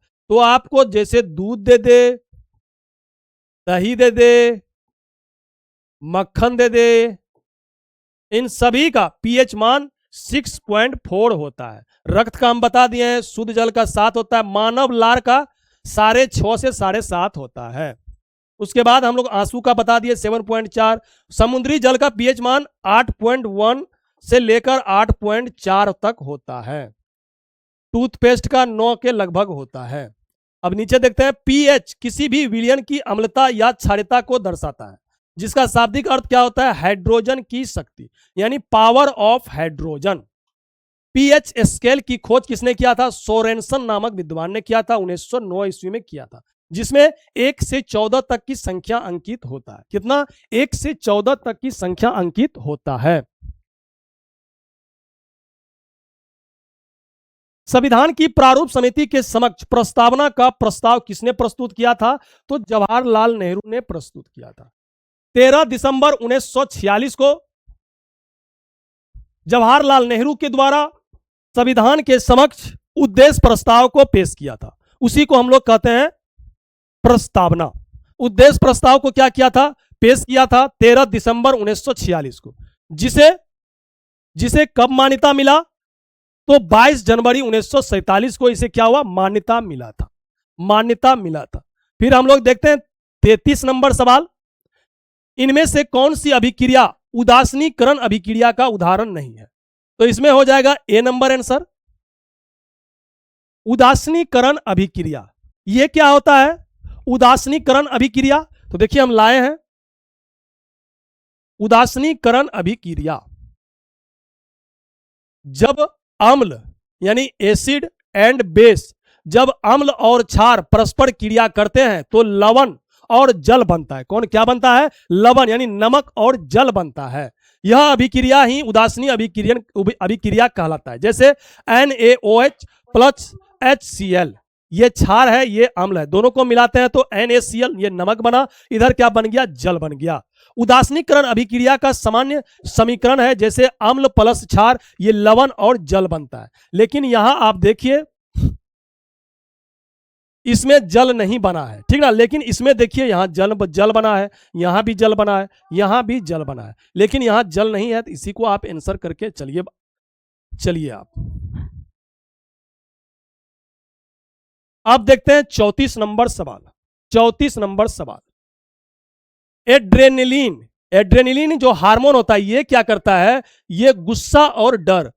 अगर आपके सामने तुरंत बाघ आ जाए तो आप डर जाइएगा, सांप आ जाए डर जाइएगा। कौन सा हार्मोन का काम करने लगता है आपके शरीर में, एड्रेनलिन हार्मोन। एस्ट्रोजन हार्मोन जो होता है, एस्ट्रोजन और प्रोजेस्टेरोन, ये एक मादा हार्मोन होता है, फीमेल हार्मोन होता है। तो ये क्या हो जाएगा, फीमेल हार्मोन होता है। 3 नंबर है। इंसुलिन क्या करता है, ये ग्लूकोज का स्तर को कम करता है, जो कहां से निकलता है, अग्नाशय के बीटा सेल के लैंगरहैंस के बीटा सेल से निकलता है। इसका काम क्या होता है इंसुलिन का, ये ग्लूकोज को ग्लाइकोजेन में बदलता है, ग्लाइकोजेन में बदलता है। किससे संबंधित होगा, ग्लूकोज से। और एक होता है फेरोमोन्स हार्मोन, ये क्या करता है, साथी को आकर्षित करता है, यानी पार्टनर्स को क्या करता है, अपनी ओर आकर्षित करता है। तो इसमें आंसर कौन हो जाएगा, एक का हो जाएगा 1, बी का हो जाएगा 3, बी का हो जाएगा 3, देखिए यहां भी 3 है, यहां भी 1 1 है। इंसुलिन 1 का हो जाएगा 4, 1 का सी नंबर आंसर हो जाएगा। बादल का पर्यायवाची शब्द क्या है, तो बादल का पर्यायवाची शब्द क्या है, तो बादल का हो जाएगा नीरद। नीरद क्या हो जाएगा, नीरद। रिंग वर्म किस प्रकार की बीमारी है, दांत खाज, खुजली, गंजापन, एथलीट फुट, ये सभी बीमारी कवक के कारण होता है। किसके कारण, कवक के कारण होता है। किसके कारण, कवक के कारण होता है। जैसे कवक में आ जाता है, एगो ट्रिक आता है, ए दाद खाग, ए से हो जाता है एथलीट फुट, दाद से हो जाता है दाग, खा से हो जाए दाद खाज, गो से हो जाता है गंजापन, गो से हो जाता है गंजापन। भारत के संविधान में चुनाव प्रणाली का प्रावधान किन अनुच्छेदों में किया गया है, यानी कि बोल रहा है कि चुनाव आयोग का वर्णन कहां है। चुनाव आयोग का वर्णन भाग 15 के अनुच्छेद 324 से 329 में किया गया है। कहां किया गया है, 324 से 329 में किया गया है। उसके बाद हम लोग 38 नंबर अगर सवाल देखें तो 38 नंबर का ए नंबर आंसर हो जाएगा। फिर देखते हैं, दिल्ली सल्तनत काल में तबकात ए नासिरी, तबकात ए नासिरी की रचना किसने किया था, तो मिनहाल उज सिराज ने। किसने किया था, मिनहाज उज सिराज ने, मिनहाज उज सिराज ने। फिर हम लोग देखते हैं 40 नंबर सवाल, इसका आंसर हो जाएगा ए 100 रुपए। वर्ष 2025 तक भारत में कुल ब्लू फ्लैग प्रमाणित समुद्री तटों की संख्या कितनी है, कितनी है, तो 18 है। कितनी है, तो 18 है। कितनी है, तो 18 है। ये क्या होता है, ब्लू फ्लैग, ये क्या होता है, ब्लू फ्लैग प्रमाणित समुद्री तट। ब्लू फ्लैग जो होता है इसका 33 मानकों पर आधारित होता है। जो सबसे स्वच्छ समुद्र तट होता है उसी को यह दर्जा मिलता है। अभी भारत में कुल 18 ब्लू फ्लैग प्रमाणित तट है। कितना है, कुल 18 है। कुल कितना है, अभी तक 18 है। राष्ट्रपति द्वारा कितने अवधि के पश्चात वित्त आयोग का गठन करता है, तो अनुच्छेद 280 के तहत वित्त आयोग का गठन करता है प्रत्येक 5 वर्ष की समाप्ति पर। कितने वर्ष की समाप्ति पर, तो प्रत्येक 5 वर्ष की समाप्ति पर इसका गठन होता है। अभी 16वें वित्त आयोग का अध्यक्ष कौन है, तो अरविंद पनगड़िया है। कौन है, अरविंद पनगड़िया है। निम्नलिखित में से किस देश को एशिया का मरीज कहा जाता है, अब मरीज नहीं, अब डॉक्टर बन गया है। एशिया का मरीज हम लोग किसे कहते हैं, तो चीन को कहते हैं। अब ये डॉक्टर हो गया है। किसे कहते हैं, तो चीन को कहते हैं एशिया का मरीज। अगर हम लोग एशिया का मरीज किसे कहते हैं, चीन को कहते हैं। लेकिन यूरोप का मरीज किसे कहते हैं, तो तुर्की को कहते हैं यूरोप का मरीज। सफेद हाथियों की भूमि किसे कहते हैं, तो थाईलैंड को कहते हैं, थाईलैंड को कहते हैं। उसके बाद उगते सूरज का देश किसे बोलते हैं, तो जापान को बोलते हैं। उसके बाद लैंड ऑफ थंडरबोल्ट किसे कहते हैं, भूटान को कहते हैं। क्यों कहते हैं कि भूटान में बहुत सारा पर्वत है, थोड़ा सा भी वर्षा अंधर आता है एकदम, तुरंत वहां बिजली तड़कने लगता है। इसे हम लोग कहते हैं लैंड ऑफ थंडर बोल्ट। किसे कहते हैं? भूटान को कहते हैं। एक होता है कॉकपिट ऑफ यूरोप, किसे कहते हैं? बेल्जियम को कहते हैं। स्वर्णिम पेंगोडा का देश म्यांमार को हम लोग कहते हैं। हजार झीलों की भूमि फिनलैंड को कहते हैं। उसके बाद नहरों का देश, नहरों का देश हम लोग किसे कहते हैं? तो अपना नल्ला को कहते हैं, यानी पाकिस्तान को हम लोग कहते हैं नहरों का देश। निम्नलिखित में से कौन सी तरंग विद्युत चुंबकीय तरंग नहीं है? रेडियो तरंग है, पराबैंगनी भी है, अवरक्त भी है, लेकिन ध्वनि तरंग जो होता है यह विद्युत चुंबकीय तरंग नहीं होता, यह अनुदैर्ध्य तरंग होता है। ध्वनि तरंग को चलने के लिए किसी ना किसी माध्यम की आवश्यकता होता है। सबसे ज्यादा अगर देखें ध्वनि तरंग ठोस में होता है, उसके बाद द्रव में होता है, उसके बाद गैस में होता है। निर्वात में ध्वनि तरंग गमन नहीं करता है। क्यों नहीं करता है? क्योंकि ध्वनि तरंग को चलने के लिए किसी ना किसी माध्यम की आवश्यकता होती है। अब हम लोग देखते हैं 45 नंबर, इसमें आंसर हो जाएगा सी नंबर। बैटरी थोड़ा चेंज कर लेते हैं, बोलो।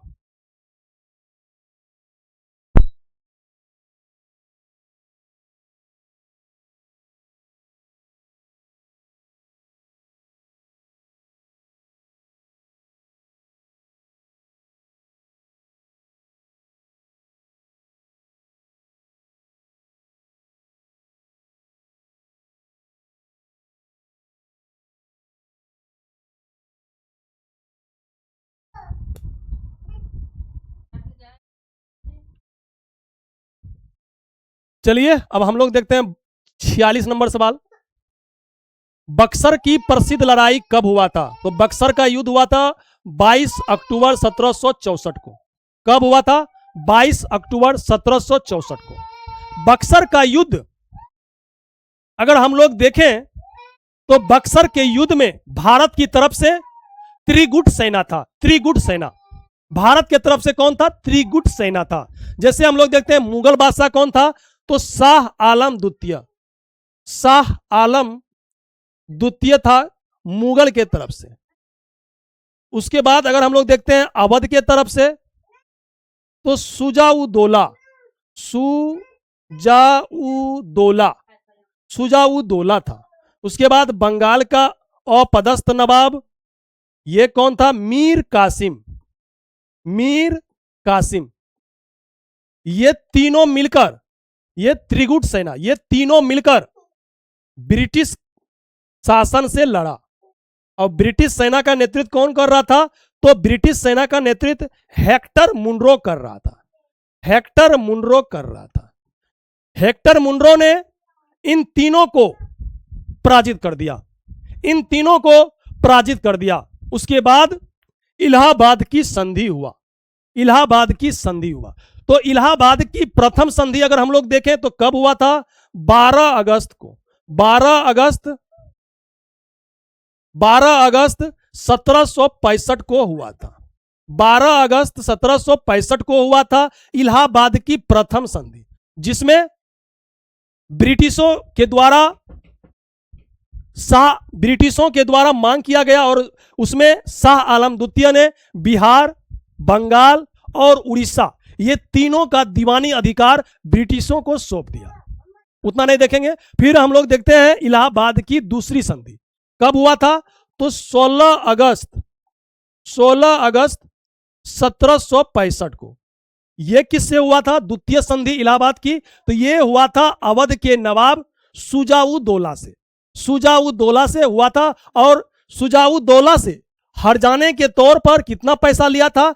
50 लाख रुपए लिया था ब्रिटिश सरकार। देखिए 50 लाख, उस जमाने में 50 लाख रुपया लिया था।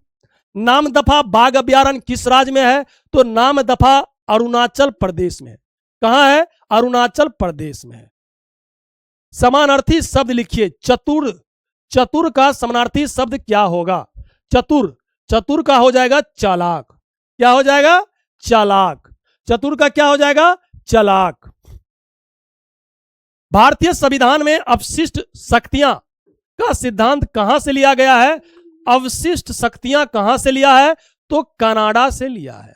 अगर वही पूछ देता हमको समवर्ती सूची हम लोग कहां से लिए हैं, तो ऑस्ट्रेलिया के संविधान से लिए हैं, ऑस्ट्रेलिया के संविधान से। अब हम लोग देखते हैं 50 नंबर सवाल, इसमें हो जाएगा सी नंबर।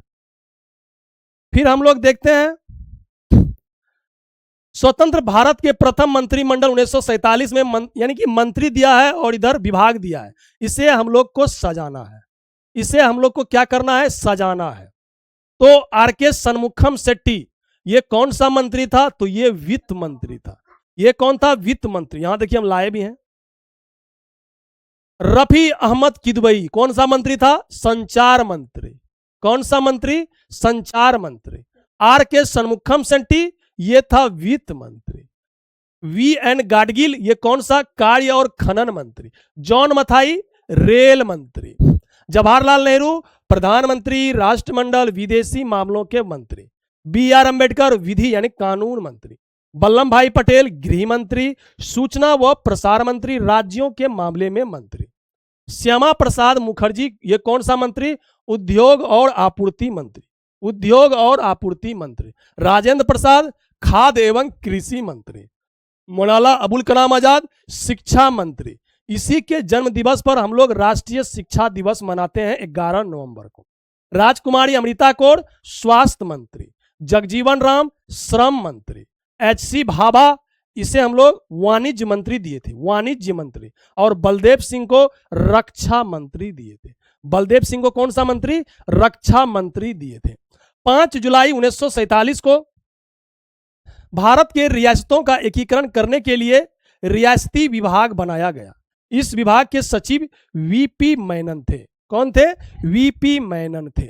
वीपी मेनन थे। वीपी मेनन थे। इसमें आंसर हो जाएगा ए नंबर।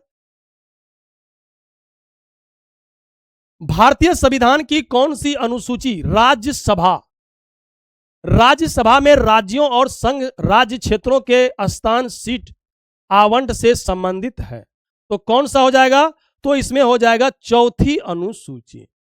चौथी अनुसूची। कौन सी अनुसूची? चौथी अनुसूची। जैसे हम लोग देखते हैं प्रथम अनुसूची में राज्य और भारत की चर्चा है। दूसरी अनुसूची में दो, क्या दो? वेतन दो, तो वेतन का उल्लेख है दूसरी अनुसूची में। तीसरी अनुसूची में शपथ का उल्लेख है।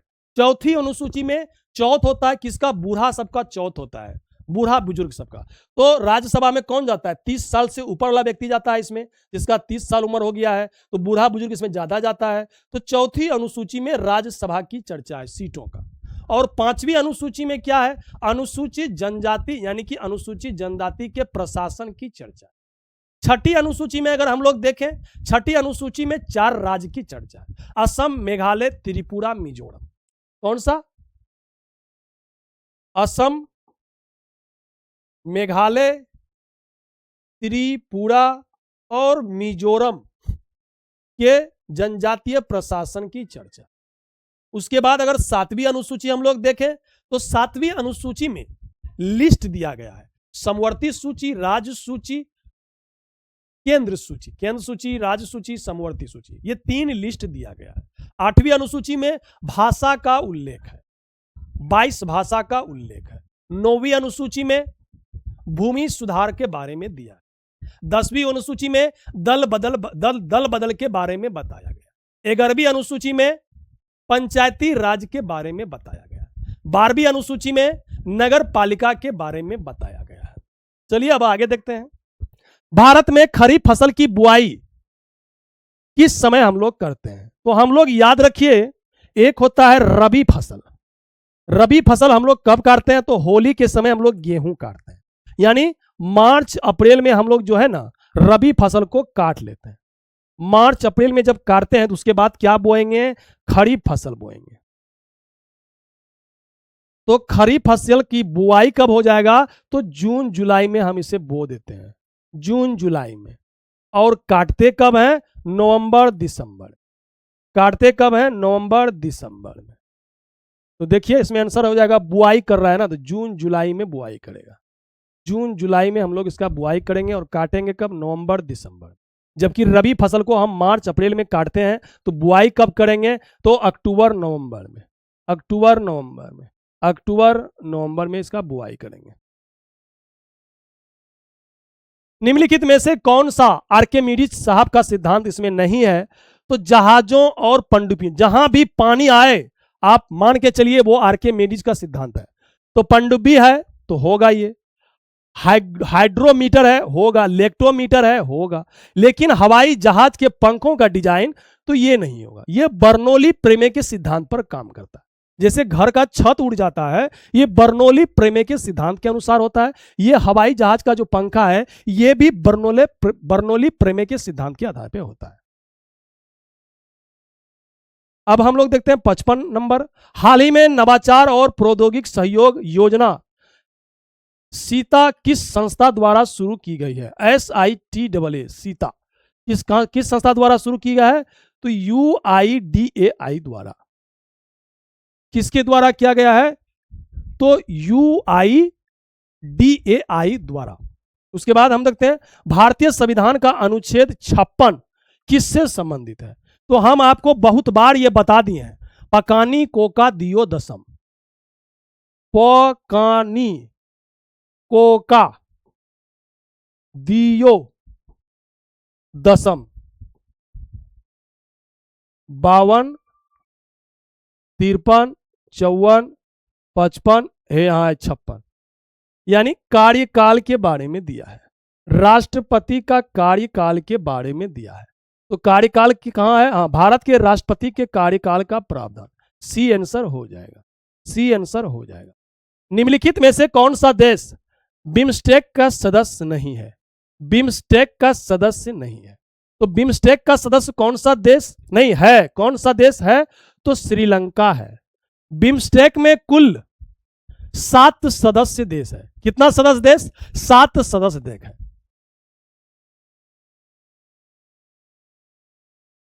बिम्स्टेक, BIMSTEC, ये जो ई और सी है ये बाद में जुड़ा है, जिसमें आ जाता है, एक आ जाता है नेपाल और एक आ जाता है भूटान, एक आ जाता है भूटान। 1 2 3 4 5 6 7। तो बिम्स्टेक में कुल 7 सदस्य देश है। बंगाल की खाड़ी से जुड़ने वाले जो देश होते हैं उसी का यह संगठन है, उसी का यह संगठन है। जैसे बी से हो जाता है बांग्लादेश, आई से हो जाता है इंडिया, मोस एम से हो जाता है म्यांमार, IS से हो जाता है श्रीलंका, T से हो जाता है थाईलैंड, थाईलैंड। तो इसमें कौन है? श्रीलंका है, श्रीलंका है। और ये दोनों देश जो है कब जुड़ा था? तो 2004 में जुड़ा था, 2004 में। जबकि हम लोग अगर बिम्स्टेक का स्थापना देखें तो बिम्स्टेक का स्थापना कब हुआ था? तो 1997 में। कब हुआ था? 1997 में बिम्स्टेक का स्थापना हुआ था। इसका मुख्यालय कहां है? तो ढाका में है। ढाका कहां पड़ता है? तो बांग्लादेश में पड़ता है। अब हम लोग 58 नंबर सवाल देखते हैं। इसका आंसर हो जाएगा 58 नंबर का, ये मैथ का सवाल है 58 नंबर।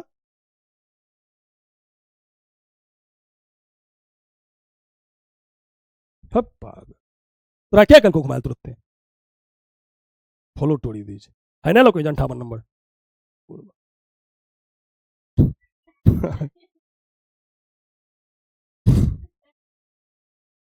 अब हम लोग देखते हैं 58 नंबर सवाल। इसमें हो जाएगा आपका सी नंबर आंसर 36। आप लोग देख लीजिएगा। नाभिक की खोज किसने किया था? तो नाभिक की खोज किया था रदरफोर्ड ने। किसने किया था? रदरफोर्ड ने किया था। और जे थॉमसन जो देख रहे हैं आप, इसने इलेक्ट्रॉन का खोज किया था, इलेक्ट्रॉन का खोज किया था, इलेक्ट्रॉन का खोज किया था। चलिए हम लोग देखते हैं अब 60 नंबर सवाल। हिंदी भाषा में कुल व्यंजन की संख्या कितना है? तो कितना है हिंदी भाषा में कुल व्यंजन की संख्या? तो 33 है। कितना है? 33 है। कुल व्यंजन की संख्या कितना है? 33 है। अगर आपसे सवाल पूछे हिंदी वर्णमाला में वर्णों की संख्या कितना है, तो वर्णों की संख्या हो जाएगा 52। कितना हो जाएगा? 52, 52। जिसमें मूल स्वर कितना है? मूल स्वर है 11। कितना है? मूल स्वर है इतना, और व्यंजन, व्यंजन कितना है 33, व्यंजन कितना है 33। अयोग वाह, अयोग वाह कितना है 2, अयोग वाह कितना है 2, और संयुक्त व्यंजन कितना है 4, संयुक्त व्यंजन कितना है 4। इसी तरह आपको याद रखना है। उसके बाद हम लोग देखते हैं 61 नंबर सवाल, हुमायूं का मकबरा कहां स्थित है? तो दिल्ली में है। हुमायूं का मकबरा कहां है? दिल्ली में है। रूसी क्रांति के जनक कौन है? तो लेनिन है। 1917 में रूसी क्रांति हुआ था, 1917 में। मानव शरीर में सबसे प्रचुर मात्रा में पाए जाने वाला तत्व कौन सा है? तो सबसे ज्यादा अगर हम लोग देखें तो ऑक्सीजन है। कितना है? ऑक्सीजन है सबसे ज्यादा, लगभग 65% हम लोग ऑक्सीजन को देखते हैं।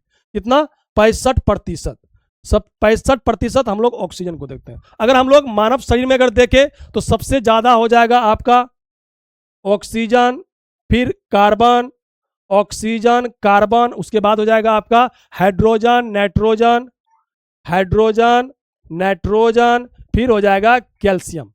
कैल्शियम क्या है? एक प्रकार का क्या है? कैल्शियम एक प्रकार का क्या है? धातु है। मानव शरीर में सर्वाधिक मात्रा में कैल्शियम धातु पाया जाता है। अगर हम लोग पूछें कि मानव शरीर में सबसे ज्यादा धातु कौन सा पाया जाता है, तो कैल्शियम पाया जाता है। देखिए यहां कैल्शियम पाया जाता है। उसके बाद अगर सबसे कम पूछे कौन सा धातु पाया जाता है, तो मैग्नीज पाया जाता है। कौन सा? मैग्नीज पाया जाता है, Mn। मैग्नीज सबसे कम पाया जाता है, कैल्शियम सबसे ज्यादा पाया जाता है। कितना परसेंट कैल्शियम? तो 2% पाया जाता है। जबकि 65% तत्व में पूछे तो ऑक्सीजन और कार्बन कितना है? लगभग 18% पाया जाता है। जबकि हाइड्रोजन देखें तो 10%, कितना है? 10%। ये कितना है? 3%। विश्व का सबसे ऊंचा कहा जाने वाला विश्व शांति स्तूप बिहार में किस स्थान पर है? तो ये हम देखेंगे राजगीर में है। विश्व शांति स्तूप कहां है? राजगीर में है। कहां पे है? राजगीर में है। कहां पे है? राजगीर में है। 65 नंबर का सी आंसर हो जाएगा। 65 नंबर का आंसर क्या हो जाएगा? सी हो जाएगा। 65 नंबर का आंसर क्या हो जाएगा? सी हो जाएगा।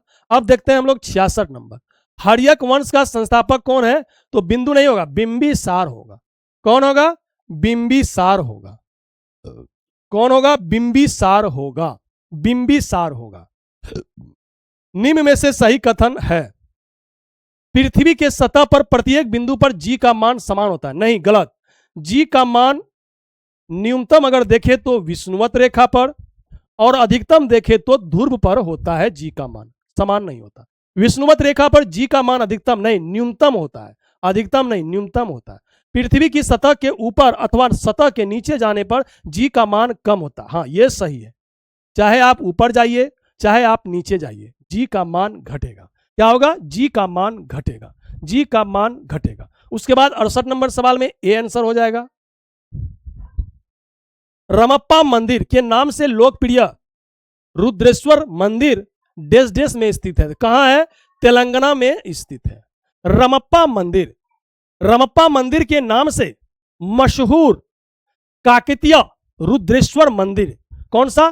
काकतीय रुद्रेश्वर मंदिर कहां स्थित है? तो तेलंगाना में स्थित है। कहां पे? तेलंगाना में स्थित है। यह मंदिर द्रविड़ शैली में बनाया गया है। किस शैली में? द्रविड़ शैली में बनाया गया है। और यह 39वां यूनेस्को में शामिल है। 39वां स्थान पे है, यानी 39वां है जो यूनेस्को में शामिल है। 39वां स्थान है।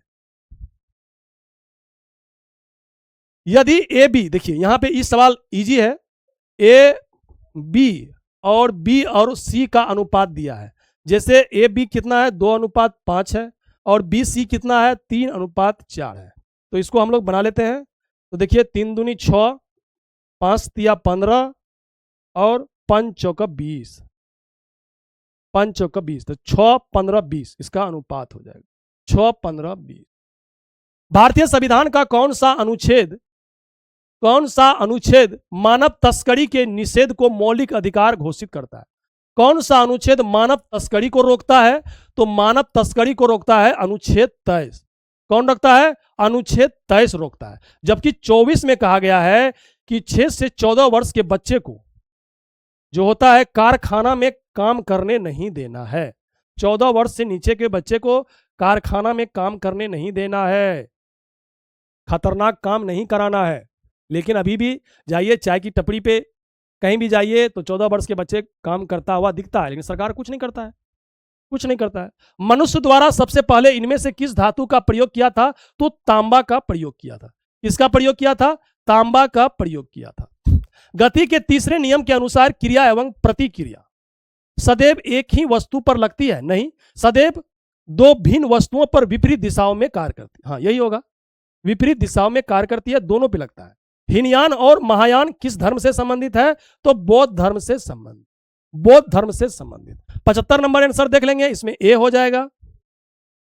सार्वजनिक मूत्राशय में निम्न कौन सी गैस निकलती है? कहा जा रहा है कि सार्वजनिक मूत्राशय जो होता है वहां तो गंध आता है। तो किसके कारण आता है गंध?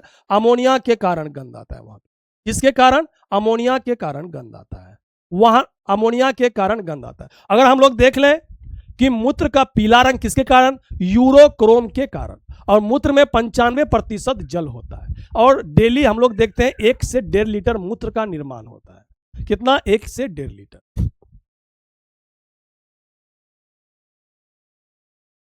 वाहनों में पीछे के दृश्य को देखने के लिए लगे दर्पण द्वारा आवर्धन होता है। कितना होता है? तो 1 से कम होता है। कितना होता है? 1 से कम होता है। इसमें हम लोग उत्तल दर्पण का प्रयोग करते हैं, उत्तल दर्पण का प्रयोग करते हैं, उत्तल दर्पण का प्रयोग करते हैं, उत्तल दर्पण का प्रयोग करते हैं। गो शब्द का वचन पहचानिए। गो, गो शब्द, गो, गो हो जाएगा एक वचन। गो क्या हो जाएगा? एक वचन। गो क्या हो जाएगा? एक वचन। मानव शरीर में आरबीसी का कार्य क्या होता है? आरबीसी का कार्य होता है ऑक्सीजन का परिवहन करना, शरीर में कोशिकाओं को ऑक्सीजन प्रदान करना, यही होगा, ऑक्सीजन प्रदान करना। हुआई भारत मैटर्स पुस्तक के लेखक कौन है?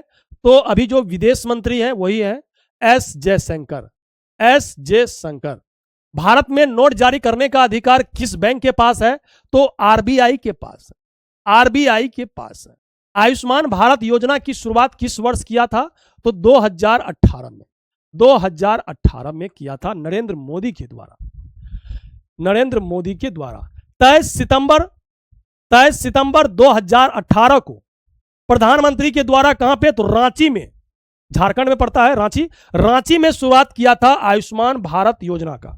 इसमें क्या होता है कि 5 लाख तक आपको मुफ्त इलाज होगा। कितना लाख तक? 5 लाख तक इसमें क्या होगा? मुफ्त इलाज होगा। लेकिन किसका होता है अभी तक पता नहीं चलता है, किसका बना है आयुष्मान कार्ड पता नहीं। मानव विकास रिपोर्ट किसके द्वारा प्रकाशित किया जाता है? तो यूएनडीपी के द्वारा। किसके द्वारा? यूएनडीपी के द्वारा। ह्यूमन डेवलपमेंट इंडेक्स, मानव विकास सूचकांक किसके द्वारा जारी किया जाता है? यूएनडीपी के द्वारा। किसके द्वारा? यूएनडीपी के द्वारा। इसमें आधार कितना होता है? तो 3 आधार होता है। एक होता है साक्षरता, एक होता है प्रति व्यक्ति आय, एक होता है जीवन प्रत्याशा, एक होता है जीवन प्रत्याशा। देखिए, मानव विकास सूचकांक, ह्यूमन डेवलपमेंट इंडेक्स, मानव विकास सूचकांक ह्यूमन डेवलपमेंट इंडेक्स का प्रतिपादन कब किया था? 1990 में पाकिस्तानी अर्थशास्त्री महबूब उल हक, यही है महबूब उल हक, और भारतीय अर्थशास्त्री अतमेर सेन ने किया था, यही है अतमेर सेन भारत के, दोनों ने मिलकर किया था। मानव विकास सूचकांक का 3 आधार है या आयाम बोलिए, संयुक्त राष्ट्र या यूएनडीपी के द्वारा मापा जाता है। मानव विकास सूचकांक यूएनडीपी के द्वारा 1990 से प्रतिवर्ष प्रकाशित किया जाता है। स्वास्थ्य, हेल्थ, जन्म के समय, यानी इसे हम लोग जीवन प्रत्याशा भी कहते हैं, जीवन प्रत्याशा से मापा जाता है, एक लंबा और स्वस्थ जीवन का सूचक होता है। साक्षरता, स्कूल जाने के अपेक्षित वर्षों को औसत वर्षों के माध्यम से मापा जाता है, जो क्या होता है? ज्ञान का सूचक होता है, ज्ञान का सूचक होता है। प्रति व्यक्ति आय, पर कैपिटा इनकम, एक सभ्य जीवन स्तर के लिए आवश्यक संसाधनों का सूचक है। इन तीन आधारों को या आयाम को मापने के लिए 4 संकेतक का उपयोग किया जाता है। 4 संकेतक जैसे कौन कौन हो जाएगा इसमें, जैसे हम लोग दिए हैं ना, अपेक्षित स्कूल जाने के अपेक्षित वर्षों और औसत वर्षों, ये हो जाएगा 1 और ये हो जाएगा 2। ये 2 नंबर जो साक्षरता है इसमें 2 हो जाएगा, एक हो जाएगा अपेक्षित वर्षों और एक हो जाएगा औसत वर्षों, 2 1 3 1 4 इसी तरह होगा। 4 संकेतों का उपयोग किया जाता है। मानव विकास सूचकांक जो होता है ना 0 से 1 के बीच होता है। जैसे अल्प विकसित अगर देश है तो इसका कितना होगा 0 से 0.499, और विकासशील देश के लिए 499 से 799, जबकि विकसित देश के लिए 0.799 से 1 के बीच में होता है इसका स्कोर।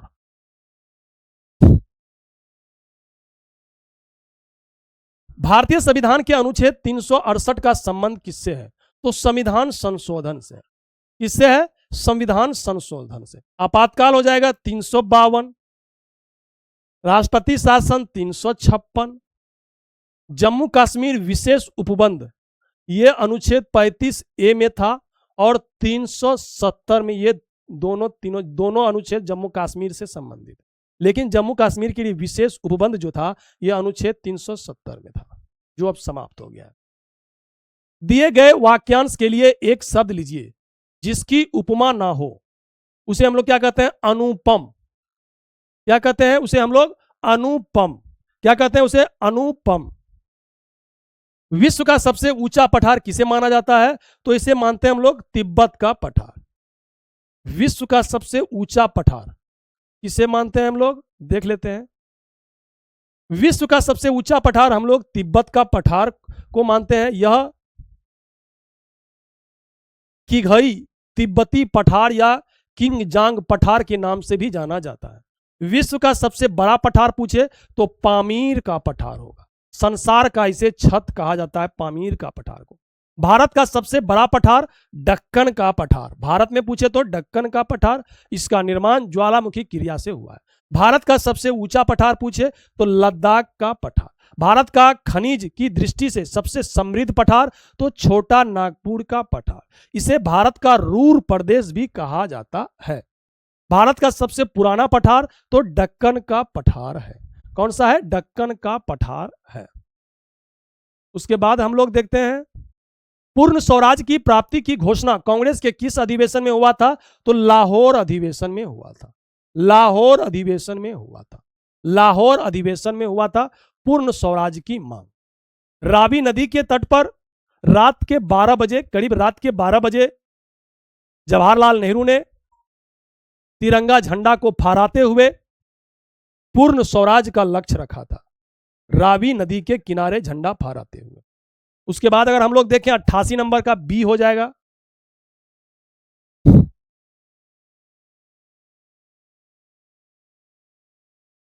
87 नंबर देखिए, पूर्ण स्वराज की प्राप्ति की घोषणा कांग्रेस के 1929 के लाहौर अधिवेशन में किया गया था। 1929 के लाहौर अधिवेशन में पंडित जवाहरलाल नेहरू ने अध्यक्षता पूर्ण स्वराज का प्रस्ताव पारित किया था। यह कांग्रेस अधिवेशन 31 दिसंबर 1929 को मध्य रात्रि को रावी नदी के तट पर कांग्रेस अध्यक्ष जवाहरलाल नेहरू ने भारतीय स्वतंत्रता का प्रतीक यानी झंडा फहराया था और पूर्ण स्वराज वंदे मातरम का नारा दिया था। कांग्रेस कार्य समिति ने यह तय किया था कि प्रत्येक वर्ष 26 जनवरी को पूर्ण स्वाधीनता दिवस के रूप में मनाया जाएगा। 1929 के लाहौर अधिवेशन में गांधी जी को बड़े आंदोलन चलाने का अधिकार भी दिया गया था। 26 जनवरी 1930 को भारत में पहली बार स्वाधीनता दिवस मनाया गया। यह सवाल पूछा जाता है। वर्ष 1916 के कांग्रेस के लखनऊ अधिवेशन में बाल गंगाधर तिलक ने कहा था, स्वराज मेरा जन्मसिद्ध अधिकार और इसे मैं लेकर रहूंगा। वर्ष 1916 के अधिवेशन को कांग्रेस समझौता या कांग्रेस लीग समझौता के रूप में भी जानते हैं। इसकी अध्यक्षता अंबिका चरण मजूमदार ने किया था। भारत का पहला स्वदेशी सुपर कंप्यूटर कौन सा था? तो परम 8000। परम 8000। परम 8000। उसके बाद हम लोग देखते हैं 90 नंबर सवाल। तो 90 नंबर में आंसर क्या हो जाएगा? बी हो जाएगा। क्या हो जाएगा? बी हो जाएगा। जल का त्रिक बिंदु का ताप किस तापमान होता है? यानी जल का त्रिक बिंदु का ताप जो है किस तापमान होगा, किस तापमान पर होगा? तो 0.01 सेंटीग्रेड। त्रिक बिंदु क्या होता है? त्रिक बिंदु क्या होता है? वह तापमान जिस पर जल तीनों अवस्था में पाया जाता है, यानी ठोस में भी, द्रव में भी, गैस में भी, यानी बर्फ में, जल में और जलवाष्प तीनों अवस्था में पाया जाता है ये त्रिक बिंदु पर। इसका तापमान देखें तो 0.01 सेंटीग्रेड और केल्विन में देखें तो 273.16 केल्विन, 273.16 केल्विन होता है, 16 केल्विन होता है। मौर्यकालीन उत्तरापथ की राजधानी हुआ करती थी, तो यहां देखिए मौर्यकालीन उत्तरापथ की राजधानी तक्षशिला हुआ करती थी।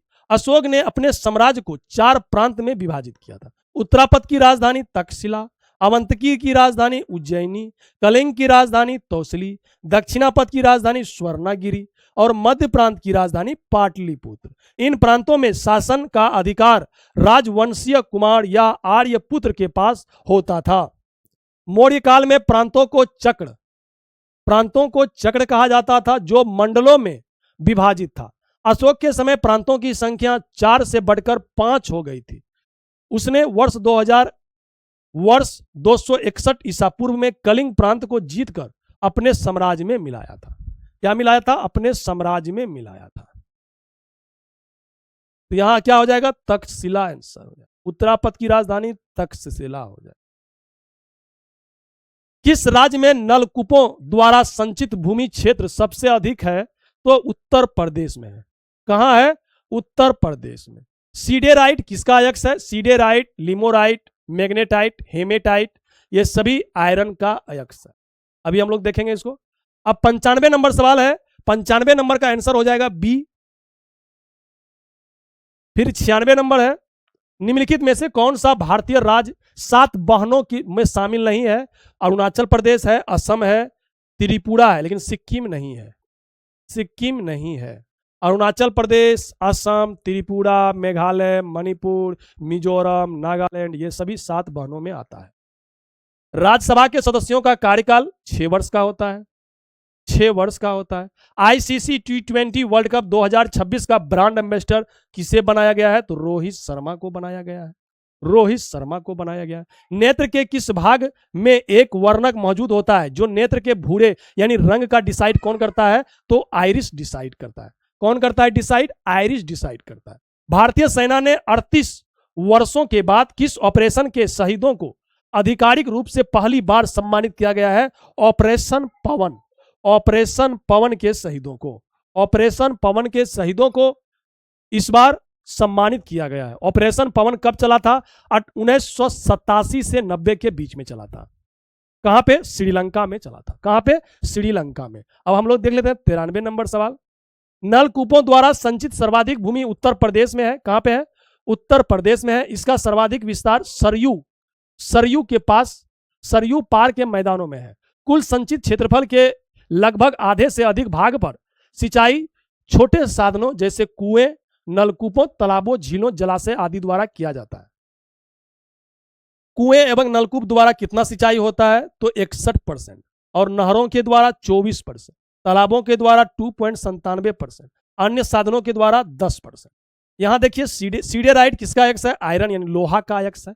सीडेराइट का रासायनिक सूत्र FeCO3 होता है। यह लोहा का कार्बोनेट रूप होता है। सीडेराइट अवसादी चट्टान से प्राप्त होता है। इसमें धातु की मात्रा 40 से 48% होता है। यहां देखिए एक होता है हेमेटाइट, Fe2O3। Fe2O3 जो होता है ये क्या होता है? हेमेटाइट। फिर होता है magnetite, siderite, limonite, iron pyrite और चलकोपायराइट। ये सभी आयरन का अयस्क है। ये सभी आयरन का अयस्क है। आपको यह वीडियो कैसा लगा आप लोग कमेंट में जरूर बताइएगा। जय हिंद।